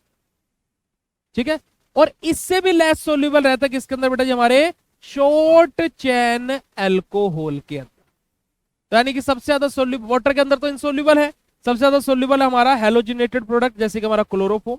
उससे कम सोल्यूबल होते हैं हमारे एस्टर्स और हमारे हाइड्रोकार्बन, और उससे भी कम सोल्यूबल होते हैं हमारे शॉर्ट चेन एल्कोहल। प्रिपरेशन की बात करें तो भाई सिंपल सा है, बेंजीन हमारा 3 मॉलिक्यूल्स ऑफ Cl के साथ में रिएक्शन करता है Cl2 के साथ में in the presence of UV rays, जहां से हमारा क्या बनता है, बेंजीन हेक्साक्लोराइड बनता है। जहां से हमारा क्या बनता है, बेंजीन हेक्साक्लोराइड बनता है। ठीक है जी, ये हमारा मेथड ऑफ प्रिपरेशन हो जाता है। आगे मूव करते और आगे बात करते हैं, देखिएगा अब यूजेस के बारे में। जो हमारा जो हमारा डीडीटी था वो कैसे यूज होता है बेटा जी, एज एन इंसेक्टिसाइड। और जो हमारा बीएचसी है वो यूज होता है एज एन पेस्टिसाइड, यानी कि हमारे जो खेती बाड़ी में यूज करता है। अब देखिएगा अभी आप लोगों को ये पता लगेगा कि आप असलियत में बीमार क्यों पड़ते हैं। अभी आपकी आंखें खुलेंगी, और आंखें खुल जाए ना तो हाँ बोल देना चैट सेशन। ठीक है जी, तो देखिएगा it is use as an pesticide in agriculture. It has been used to treat food crops and forestry product as a seed treatment, a soil treatment and to the treat livestock and pets। हमारे क्या बात बोलेगी बेटा जी हमारी, कि basically जो benzene hexachloride है इसको हम लोग एज एन पेस्टिसाइड के तौर पर हमारे एग्रीकल्चर यानी कि खेती बाड़ी में यूज करते हैं। जो हम खाद वाद डालते हैं वहां पर हम इसका उपयोग करते हैं। और दूसरी चीज की क्यों किस चीज के लिए रिस्पॉन्सिबल रहता है, हमारी धरती को और उपजाऊ बना सके, जो हमारा फसल में हमने जो बीज डाला है वो अच्छे से अच्छा ग्रोथ कर सके। साथ ही साथ जो हमारा सोइल का ट्रीटमेंट होना है या फिर जो हमारे पेट्स है, इन सब चीजों के लिए हमारा क्या है, बेंजीन हेक्साक्लोराइड का उपयोग किया जाता है। It has also been use in the pharmaceutical treatment, जैसे कि हमारा जो स्क्रब करती है लड़कियां ज्यादातर करके, शैम्पू और लोशन का जो उपयोग करती हैं, वहां पर बेंजीन हेक्साक्लोराइड का उपयोग किया जाता है। परंतु यहाँ पर अगर जो मैं बात करूं तो भैया ये तो अच्छी बात है, चलो हमें पता लग गया कि शैम्पू के अंदर हमारा क्या होता है, हमारे लोशन के अंदर क्या होता है, स्क्रब के अंदर क्या होता है, पर इसके हार्मफुल साइड इफेक्ट क्या है। फिर साइड इफेक्ट के बारे में बात करते हैं। आपको एक वर्ड मैं यहां पर दिखाऊंगा, एक वर्ड मैं आपको बोलूंगा, कार्सियोजेनिक। जरा देखिएगा, it is an animal carcinogen and also conducted through the human carcinogen. अब इसका मतलब क्या है, यानी कि हमारे ऐसे प्रोडक्ट जो कैंसर कोज करें उनको हम क्या बोलते हैं, कार्सियोजेनिक बोलते हैं। जैसे फॉर एग्जांपल ये बोतल कैंसर कोज कर रही है, जैसे ये बोतल क्या कर रही है, कैंसर कोज कर रही है, तो मैं इसको क्या बोलूंगा, कार्सियोजेनिक बोलूंगा। और ऐसे हमारा बीएचसी है जो मैमल्स यानी कि जानवरों के अंदर भी और ह्यूमन बींग्स के अंदर भी कैंसर कोज कर रहा है। और कैसा कैंसर, छोटा मोटा कैंसर कोज करता है, देखिएगा जरा कैसा, लीवर का, किडनी का और थायराइड कैंसर करता है। ज्यादा कुछ इफेक्ट थोड़े ना करता है, लीवर करता है, थायराइड करता है और किडनी करता है। ठीक है, हम लोग क्या है, because it is use as a fungicide, it was found in all food type. कि हमारे फूड में, जैसे मेरा एक खाना है, मान लीजिए मेरा खाना है, इस खाने पर क्या ना लग जाए, फंगस ना लग जाए, फुई ना लग जाए, है ना, हो जाता है ना, रुई टाइप का आ जाता है, फंगाई ना लग जाए, उसके बचाने के लिए जो मैं इसके अंदर जो केमिकल डालूंगा कि जो इस पर ये फंगस ना लग जाए, वो मेरा क्या होगा बेटा जी, वो मेरा क्या होगा, बीएससी जैसे केमिकल्स होते हैं। और ये क्या करते हैं बेटा, कुछ नहीं करते हैं, इंक्रीज करते हैं लीवर, किडनी और थायराइड कैंसर को। ये ज्यादा बड़ी बात थोड़ी ना है यार, सस्ता मिल रहा है हमें वो चाहिए। सस्ती चीज अच्छी मैं ये नहीं बोल रहा कि हर एक सस्ती चीज बेकार है, नहीं भाई, जो आज ठेले पर खड़ा होकर के फूल बेच रहा है और गुलदस्ता दे रहा है वो अच्छा है ना। और हमारे जैसों के लिए तो फूल माला हम जब मंदिर के लिए लेकर के आते हैं तो वही अच्छा, वरना किसी प्रोफेशनल में चले जाएंगे तो भैया कि माला इस तरह से हम खुद बना ले तो वो ज्यादा अच्छा लगेगा, तो वो अच्छा है। पर लेकिन इन चीजों में, जहां पर मैं आपको एग्जैक्टली बोलना चाह रहा हूं, just to be exact, but इन चीजों में अच्छा नहीं है। तो we have to focus on these things. अब आप मुझे एक बात बताइएगा कि हमारे गांव, आज गांव के अगर जो लोगों को देखा जाए तो आज सबसे ज्यादा बीमार और सबसे ज्यादा मैं बोलूं तो क्या है, बीमारियां आज गांव में हो रही। उसके पीछे कभी रीजन देखा आपने? जब मैंने पढ़ाना स्टार्ट किया, मैं 3 साल पहले इस चीज पर रिसर्च करनी शुरू करी और मैंने बहुत तगड़ी इस चीज को लेकर के मैंने एक कंक्लूजन निकाला, जो कि मैं निष्कर्ष पर पहुंच भी चुका हूं कि आज शहर का लोग बीमार हैं वो पहले से है, क्योंकि वो रही प्रदूषण में रहा है, वो रही फैक्ट्रियों के बीच में रहा है, वो रही धुएं, गाड़ियों के धुएं के बीच में रहा है। पर क्या आज गांव का आदमी बीमार क्यों हो रहा है?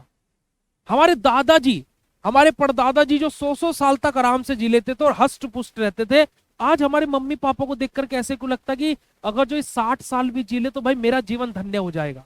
ऐसा क्यों लगता है? आज इतने ज्यादा हेल्थ इंश्योरेंस बिक रहे हैं, ऐसा क्यों हो रहा है? आज लोग बाग अपने हेल्थ को लेकर के इतने परेशान है कि कल को हॉस्पिटल में जाना ही है, ये सत्य हो चुका है जीवन का। क्यों ये सत्य बन चुका है हर एक चीज लोगों के जीवन का, कि जहां पर पहले कि दादाजी नहाने चले गए और जब जाकर के उनकी डेथ हो गई, खुशी खुशी थे सब लोग, उनको कोई बीमारी नहीं हुई, भगवान ने बिल्कुल तसल्ली वाली उनकी मृत्यु थी। जो मृत्यु थी वो हकीकत है, वो सबको पता है कि एक ना एक दिन हर किसी को जाना है, पर लेकिन कोई कष्ट नहीं हुआ हमारे दादाजी को, खुशी रहती थी। परंतु आज एक चीज हो गई है कि हमें ये पता लग चुका है कि हम बीमार होकर के ही मरेंगे। अगर जो कोई लाख में से 1-2% ऐसे निकल जाए कि जो भगवान की बिल्कुल बढ़िया तरीके से उनको मृत्यु आई है, तो वो अलग बात है। परंतु ऐसा क्यों है कि आज हमें मरने से पहले हॉस्पिटल जाना ही पड़ता है? अब बहुत सारे लोग बोलेंगे कि भैया ऐसा नहीं, ऐसा नहीं, बट ऐसा ही है। उसके पीछे का रीजन जानते हो? आज हम लोगों ने अपनी खेती में, मैं एक किसान का बेटा हूं और मुझे पता है कि आज, और मैंने खेतों में काम भी किया है और आज भी मैं करता हूँ। जब भी गांव में जाता हूँ, खेत में पानी हम चलाते हैं, पापा जी को कुछ नहीं करने देते हैं, खेत खाद डालना हो खेत में वो हम खुद डालते हैं आज भी, है ना, ऐसा नहीं है। परंतु मैंने एक चीज देखी कि जो गन्ना 5 फीट के हाइट का हो सकता था, आज उसे दवाइयां डाल डाल के उसे 10 फीट तक कर दिया जाता है। जो खेती उपजाऊ 2 क्विंटल अनाज का कर सकती थी, आज उसे खाद डाल करके फसलों में डाल करके उससे 4 क्विंटल अनाज निकाला जाता है। पर लेकिन क्या वो क्वालिटी है आज उस अनाज में जो पहले हुआ करती थी? उसका आंसर है नहीं, क्योंकि हम दवाइयां खेत में डाल रहे हैं। हमें लगता है कि फसल में थोड़े ना आएंगे, भाई फसल में वो दवाई एब्जॉर्ब होकर के आएगी ना उस मिट्टी से, मिट्टी ने उस दवाई को सोखा, उस दवाई मिट्टी में मिली और मिट्टी से ही तो सारी चीजें हमारी फसल की जड़ों में जा रही है और वो वापस घूम करके उसी में तभी तो ग्रोथ कर रहा है। वही बात हो गई ना कि हमारे पिताश्री की हाइट 5 फुट 5 इंच है, माता जी की हाइट 5 फीट है ना। हमारे परिवार में किसी की भी हाइट 5 फुट 6 इंच से ज्यादा नहीं है, पर हमने दवाइयां इतनी खा ली, हाइट बढ़ाने की दवाइयां खाई, खूब दवाइयां खाई और हम 6 फीट के हो गए। कैसे पॉसिबल हुआ? हमने दवाई खाई ना भाई, केमिकल डाला शरीर में, तभी तो हुआ ना। ये चीजें हो रही है और ये हो रहा है, ये हो रहा है। जहां पर गांव में पहले लोग डायबिटीज से मरा करते थे, है ना, जहां पर पहले गांव में लोगों को शुगर हुआ करता, कोई मीठा बहुत खाते थे, रज के खाते थे मीठा, और आज भी खाते हैं। मैं भी बिना मीठे के खाना नहीं खा सकता हूँ, मुझे बूरा चाहिए, शक्कर चाहिए या दूध में मीठा डाला हुआ चाहिए, पर मीठा चाहिए खाने के साथ में। परंतु आज गांव में अगर जो आप जाओगे तो ज्यादातर डेथ हार्ट अटैक से हो रही है, लोगों को कैंसर हो रहे हैं। वो उसके पीछे का मुख्य कारण यही सारी चीजें।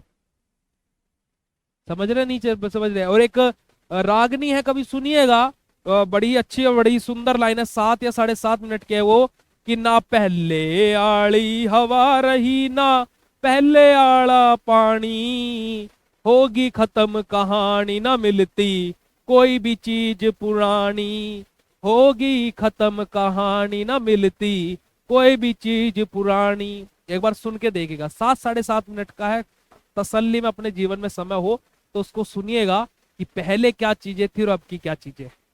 और शायद आपने गांव की चीजें, गांव का रंग रूप चीजें देख ली है। भाई हमने जो जीवन जिया है शायद वो आपने नहीं जिया है।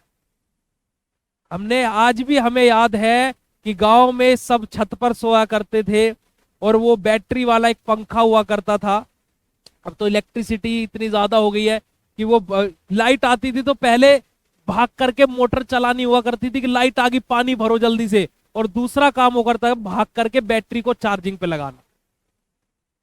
ये 2 काम सबसे इंपॉर्टेंट हुआ करते थे कि पानी भर गया चलो चलो अब लाइट भाग जाए कोई दिक्कत नहीं, पानी भर गया, पीने का पानी भर लिया, बोतल भर ली, ठीक है। ये था जीवन। रात को सो रहे हैं। मुझे आज भी याद है कि मेरी मम्मी को बहुत ज्यादा, मतलब कि एक तरीके से वो होता ना, घबराहट टाइप हो रही थी, तो गर्मी का वो मुझे आज भी दिन याद है कि मम्मी के जब मम्मी के सामने जब पंखा लगाया तो मम्मी बड़ी ही अच्छी नींद में सोई, और उस बैटरी, जो हमारा बैटरी वाला पंखा था, उसके तार हिल जा रहा था बार बार और पंखा बंद हो जा रहा था और मम्मी की नींद खुल जा रही थी। और क्या कि हमारे जीवन में एक सत्य ये रहा है कि हमारे घर वाले कभी परेशान ना हो, हमारा ये लक्ष्य रहा है। तो आपको विश्वास नहीं होगा कि मेरी माताश्री जब पंखा चला और जब वो सोई हैं, मैं उस तार को पकड़ करके पूरी रात बैठा रहा हूं, गर्मी में, पसीने, बिल्कुल पसीना पसीना। क्यों? क्योंकि हमारी माताश्री की नींद नहीं उठनी चाहिए, वो टूटनी नहीं चाहिए, क्योंकि आज वो परेशान है। वो हमेशा हमारे लिए पंखा हमारे सामने लगा देती थी कि बच्चों तुम लोग सो, पर लेकिन आज वो परेशान है तो आज हमारा दिन है। तो यार वो जीवन था। तो आप लोगों को, शायद आप लोगों ने देखा हो, नहीं देखा, बहुत सारे बच्चे ऐसे होंगे, और कभी सोच करके देखना कि वो भी क्या दिन थे, है ना। चलेगा जी। बीएससी समझ में आया सभी को? यस और नो बेटा जी, write down in chat section फटाक से। फिर आगे बात करते हैं हम लोग स्क्रीन के बारे में। समझ में आ रही है बात बेटा जी? यस और नो बता दीजिएगा, देखिएगा। सुन रखिए, बड़ी अच्छी बात है बेटा जी, सुन रखिए तो बहुत अच्छी बात। फिर से आज फिर से सुनिएगा, पुरानी यादों को ताजा किया जाए, है ना। मैं देखो आज भी गाँव में जाता हूँ ना, तो मैं अपने फोन से अलग हो जाता हूँ। फोन, मैं लैपटॉप लेकर के जाता हूँ गाँव में। आज तक का इतिहास रहा है, मैं लैपटॉप कब खोला कि जब किसी बच्चों के ऐप पर कोई दिक्कत हो रही हो, वरना मैं सोचता हूँ कि गाँव में जाकर के लाइव ले लूंगा। नहीं होता भाई, मन ही नहीं करता है। मन करता है कि मम्मी के पास में बैठा रहूं, मम्मी के साथ में किचन में बैठूंगा। मम्मी बोलेगी कि क्या बनाना होगा, और मम्मी के हाथ का, हमारी माताश्री माता का तो हाथ का हर कोई खाना अच्छा लगता है। परंतु मैं क्या बोलता हूँ उनसे कि यार अपने हाथ के नमक मिर्च वाले चावल, यानी कि जिनको हम नमकीन चावल, जो पीले वाले चावल होते हैं ना, जिसको तहरी भी बोलते हैं बहुत सारे लोग, कि वो बना दो। और वो क्या बोलती है कि ठीक है, जा आलू लेकर, 3 आलू लेकर के आ, 3 आलू भाग करके लेकर के आते हैं। चलो मैं मम्मी, मैं छील रहा हूँ, आप बाकी काम कर लो। आलू छीलते हैं हम उनके साथ बैठ करके, है ना, आलू काटते हैं। जो आज लोग बाग, देखो मेरे मन की ये बात है कि जो आज लोग बाग अपने पार्टनर के साथ में चीजें करने की सोचते हैं कि मैं उसके साथ में किचन में खड़ा होकर के साथ में खाना बनाऊं, बहुत अच्छी बात है। पर भाई अपनी माँ के साथ में भी करके देखो, एक अलग ही आनंद आएगा जीवन में, एक अलग ही रस भर जाएगा, है ना। जीवन में एक अलग ही उत्साह, अलग ही उमंग आ जाएगी। आज हमारे घर वाले बोलते हैं कि यार शादी कर ले तू, है ना। हमारी माता श्री अभी भी रात को कॉल करेगी कि क्या सोचा, वो 2-3 दिन बाद फिर कॉल करेंगे कि क्या सोचा, और मेरा एक ही जवाब रहता है कि भाई देखो हम नहीं करेंगे, सिंपल सी बात, ठीक है, मगर हम नहीं करेंगे, है ना। तो ये हमारा थॉट प्रोसेस है। पर लेकिन बहुत सारी चीजें हैं, आप कभी उनके साथ में टाइम स्पेंड करके देखिएगा, है ना। आज इतनी सारी चीजें मैं कर रहा हूँ, इतनी सारी चीजें हो रही है, इतनी सारी चीजें, इतने सारे लोग जान रहे हैं, आप लोगों का प्यार मिल रहा है, पर आज भी हिम्मत नहीं होती कि पापा जी की बराबर में बैठ करके बात कर ले, है ना। आज भी हिम्मत नहीं है वो। कि पापा जी के बराबर में बैठ करके बात कर ले। आज भी हिम्मत नहीं कि किसी बच्चे को कॉल आ जाए तो पापा जी के बराबर में बैठे हो तो उठा भी ले। आज भी हिम्मत नहीं होती है कि पापा जी अगर जो घर पर आ गए तो उनको पता है कि फोन में कुछ ना कुछ काम ही कर रहा होगा, कुछ गलत नहीं कर रहा होगा, पर वो आए तो फोन साइड में रख दिया। जब वो पूछते कि काम हो गया आज का, नहीं जी कर रहा था। क्यों नहीं कर रहा? तो वो आप आ गए थे ना, कर ले कर ले कर ले, तब करते। ये सारी चीजें हैं, एक अलग, वो लोग एक अलग रस भर जाएगा अगर जो उन दो जन से तुम एक बार कनेक्टेड होकर के देखो। पर्सनल एक्सपीरियंस से बता रहा हूँ भाई, ठीक है। वो होता ना कि दर दर की ठोकरें खा करके हम किन के पास आए हैं, है ना, जिनके चरणों में ऊपर वाले ने भी जन्नत बनाए हैं। ठीक है जी, चलिएगा। अब बात करते हैं जी सैक्रीन के बारे में। आप लोगों ने सुना है आर्टिफिशियल शुगर के बारे में? अभी एआई आर्टिफिशियल इंटेलिजेंस तो आ गया है, पर उससे पहले आर्टिफिशियल शुगर आया हुआ है मार्केट में। और जो सैक्रीन होता है, अगर जो बेटा जी आप 300 किलो चीनी ले रहे हो और 1 किलो सैक्रीन ले रहे हो, तो जितना मिठास ये 300 किलो चीनी करेगी उतना ये 1 किलो सैक्रीन कर देगा। और सैक्रीन के अंदर बात की जाए तो कोई न्यूट्रिएंट्स नहीं रहते, कोई मिनरल्स नहीं रहते।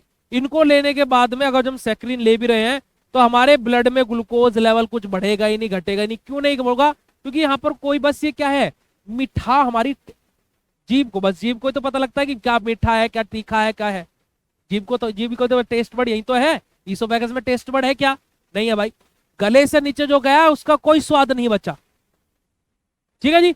अब क्या है कि बस हमारे मुंह को बताने के लिए कि भैया आपने कुछ मीठा खा लिया, मजा आ गया, मीठा खा लिया। आपने सुना होगा ना शुगर फ्री है, पर मीठा है फिर भी शुगर फ्री कैसे? वहां पर यही सब चीज यूज होती है। इनमें कोई इनकी कोई न्यूट्रिशन वैल्यू नहीं होती। ये एब्जॉर्ब ही नहीं होते हैं बॉडी में। ये गए हमारी टंग को बताया कि भाई कुछ मीठा आया है, चलो चलो अंदर, बढ़िया मूड हो गया क्योंकि मीठा खा लिया। और क्या है कि एब्जॉर्ब ही नहीं हुए और हमारी बॉडी से एक्सक्रीट आउट हो जाता है। ठीक है, समझ में आई बेटा जी बात? यस और नो? फटाफट बोलिएगा प्यारे बच्चों कि सैक्रीन आखिर होते क्या है। बिल्कुल बिल्कुल, बहुत बहुत अच्छी वाली बात है बेटा जी, ये तो बहुत अच्छी बात है। समझ में आई बेटा जी बात कि सैक्रीन क्या होते हैं? चलिए अब सैक्रीन का फॉर्मूला लिखते हैं आपके सामने। सैक्रीन का फॉर्मूला की बात की जाए तो C7, हमारे पास में यहां पर एक नाइट्रोजन होगा, एक सल्फर होगा, तो H5NNSO2। ठीक है जी, NSO3 आएगा, O3 माफ कीजिएगा, NSO3 स्ट्रक्चर बनाते हैं इसका। देखिएगा हमारा सैक्रीन का स्ट्रक्चर कुछ इस प्रकार का बनता है। ये हमारा क्या सैक्रीन का स्ट्रक्चर है। ओके, तो देखिएगा जरा, the IUPAC name is 2-hydro-2-benzothiazole 113 trione, है ना, 2-hydro-2-benzothiazole 113 trione, ये हमारा इसका नाम होता है। फॉर्मूला देखिएगा C7 H5NNSSO3। ठीक है जी, ये हमारा सैक्रीन का फॉर्मूला होता है। सैक्रीन हमारा क्या होता है? आर्टिफिशियल स्वीटनर होता है, आर्टिफिशियल स्वीटनर। और क्या होता है? 300 से 400 गुना स्वीटर रहता है सुक्रोज और टेबल शुगर से। मैंने 300 गुना लिखा था ना, वही बात यहाँ पर बोली गई है ना। At higher concentrator is at bitter, और हमारा क्या है, मेटालिक आफ्टर टेस्ट। अब यहाँ पर एक एक्सेप्शन भी आ जाता है। एक्सेप्शन मतलब क्या है? केस आ जाता है क्या कि सैक्रीन की बात की जाए प्यारे बच्चों, तो सैक्रीन अगर जो मान लीजिए हमारा इतनी मात्रा में यूज होना है कि एक चुटकी सिंदूर की कीमत तुम क्या जानो रमेश बाबू, वो 2 चुटकी हो गया तो दिक्कत हो सकती है। यानी कि सैक्रीन अगर जो इतना चाहिए तो इतना ही होना चाहिए। अगर जो वो ज्यादा उसकी मात्रा ले ली, ज्यादा उसका यूज कर लिया, तो भैया वो कड़वा भी कर देता है। जैसे नमक लिमिट में यूज करो तो खाना अच्छा रहेगा, और ज्यादा कर दो तो कड़वा कर दो। समझे कि नहीं समझे भाई साहब? बात समझे तो देखो हार्ट वाला इमोजी भेज दे करो बेटा जी। देखो ईमानदारी की बीमारी। चलेगा, बात करते हैं हमारे सैक्रीन के यूजेस के बारे में। तो देखो हमारे जैसे हमारा ड्रिंक्स के अंदर, मेडिसिन्स के अंदर, टूथपेस्ट के अंदर, हमारा इन सब जगह हमारा सैक्रीन का उपयोग किया जाता है। और बात की जाए तो हमारी जो जैसे हमारा जो डाइट ड्रिंक्स आते हैं ना, आजकल डाइट कोक चल रहा है, Coke you can rock and diet Coke. ठीक है जी, तो डाइट वो बोलते ना, मेरे को हंसी आती है यार, मैं कोल्ड ड्रिंक नहीं पीऊंगा बट डाइट कोक पी लूंगा। भाई अब कोल्ड ड्रिंक मत पियो तो पूरी मत पियो भाई, फिर डाइट कोक का मतलब क्या है? अब ये पी रहा है तो कोई से भी पी जा भाई, है ना। वही चीज है ना कि इंडिया में बेचने वाला होना चाहिए, खरीदने वाले तो बहुत बैठे। ठीक है जी, चलेगा। नेक्स्ट हमारा आता है क्लोरामाइन। क्लोरामाइन जहां पर अगर जो हम लोग बात करें तो बेटा जी देखो, हम लोग अभी क्या पढ़ रहे हैं, मुझे बताना कौन सा सब्जेक्ट पढ़ रहे हैं हम लोग। प्लीज मुझे चैट सेशन में बताना कि हम लोग कौन सा सब्जेक्ट पढ़ रहे हैं, तब तक मैं पानी मंगा लूं यार एक बार। फार्मास्यूटिकल ऑर्गेनिक केमिस्ट्री, ऑर्गेनिक पढ़ रहे हैं भैया, ऑर्गेनिक पढ़ रहे हैं, बिल्कुल। क्या पढ़ रहे हैं हम लोग? ऑर्गेनिक। पर लेकिन अगर जो मैं आपसे बोलूं, अगर जो मैं आप लोगों से बोलूं कि क्लोरामाइन इनऑर्गेनिक कंपाउंड होता है, हम ऑर्गेनिक केमिस्ट्री पढ़ रहे हैं, मतलब यहां सब ऑर्गेनिक कंपाउंड होने चाहिए, बट अगर जो मैं आपसे बोलूं कि क्लोरामाइन एक इनऑर्गेनिक कंपाउंड है तो कैसा लगेगा? आप बोलोगे काटा लगा, उई माँ उई माँ। देखिएगा जरा, क्या is molecular formula is NH2Cl। हम लोग क्या करते हैं बेटा जी, नॉर्मली हमारा अमोनिया में से अमोनिया का फॉर्मूला ये होता है, अमोनिया में से एक हाइड्रोजन को हटाते हैं और उसकी जगह पर Cl लगाते हैं, और जो रिजल्टिंग प्रोडक्ट पाते हैं यही हमारे क्लोरामाइन कहलाते हैं। ठीक है जी। It is derived derivative of ammonia, हमारा किसका डेरिवेटिव होता है? अमोनिया का। क्लोरामाइन हमारा refers to the family of organic compound with the formula R2NCl और RnCl2। अब जो हमारा क्लोरामाइन है बेटा जी, इसको हम ऑर्गेनिक कंपाउंड में कन्वर्ट करते हैं, कैसे? इस फैमिली में ले जाकर के, कि हमारा नाइट्रोजन के साथ में एक एल्काइल ग्रुप आए, यहाँ पर भी एल्काइल ग्रुप आए, Cl ऐसे लगा रहे, यानी कि इन दोनों हाइड्रोजन को हटा करके एक एक एल्काइल ग्रुप आ जाए।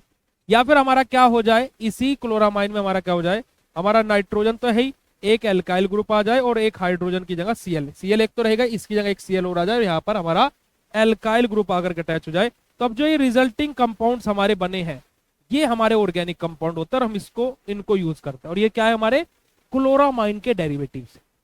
क्लोरामाइन किसका डेरिवेटिव है? अमोनिया का। और ये किसके डेरिवेटिव है? क्लोरामाइन।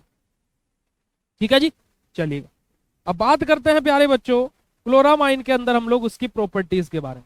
तो हमारा क्या होता है देखिएगा जरा, अरे अभी बोला था ना भैया, इनऑर्गेनिक कंपाउंड होता है जिसका मोलिकुलर फॉर्मूला होता है NH2Cl, और it is unstable colourless liquid and it is melting point 66 degree Celsius. और अगर जो हम लोग बात करें तो हमारा handle as the dilute aqueous solution.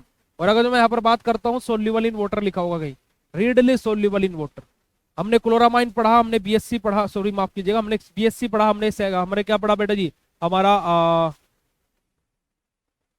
DDT पढ़ा। वो ऑर्गेनिक कंपाउंड थे, पर क्या हुआ, वो वाटर सोल्यूबल नहीं थे।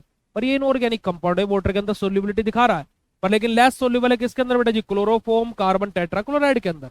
उल्टा हो गया ना, क्योंकि ये इनऑर्गेनिक कंपाउंड होता है। चलिएगा जी, बात करते हैं इसके यूजेस के बारे में।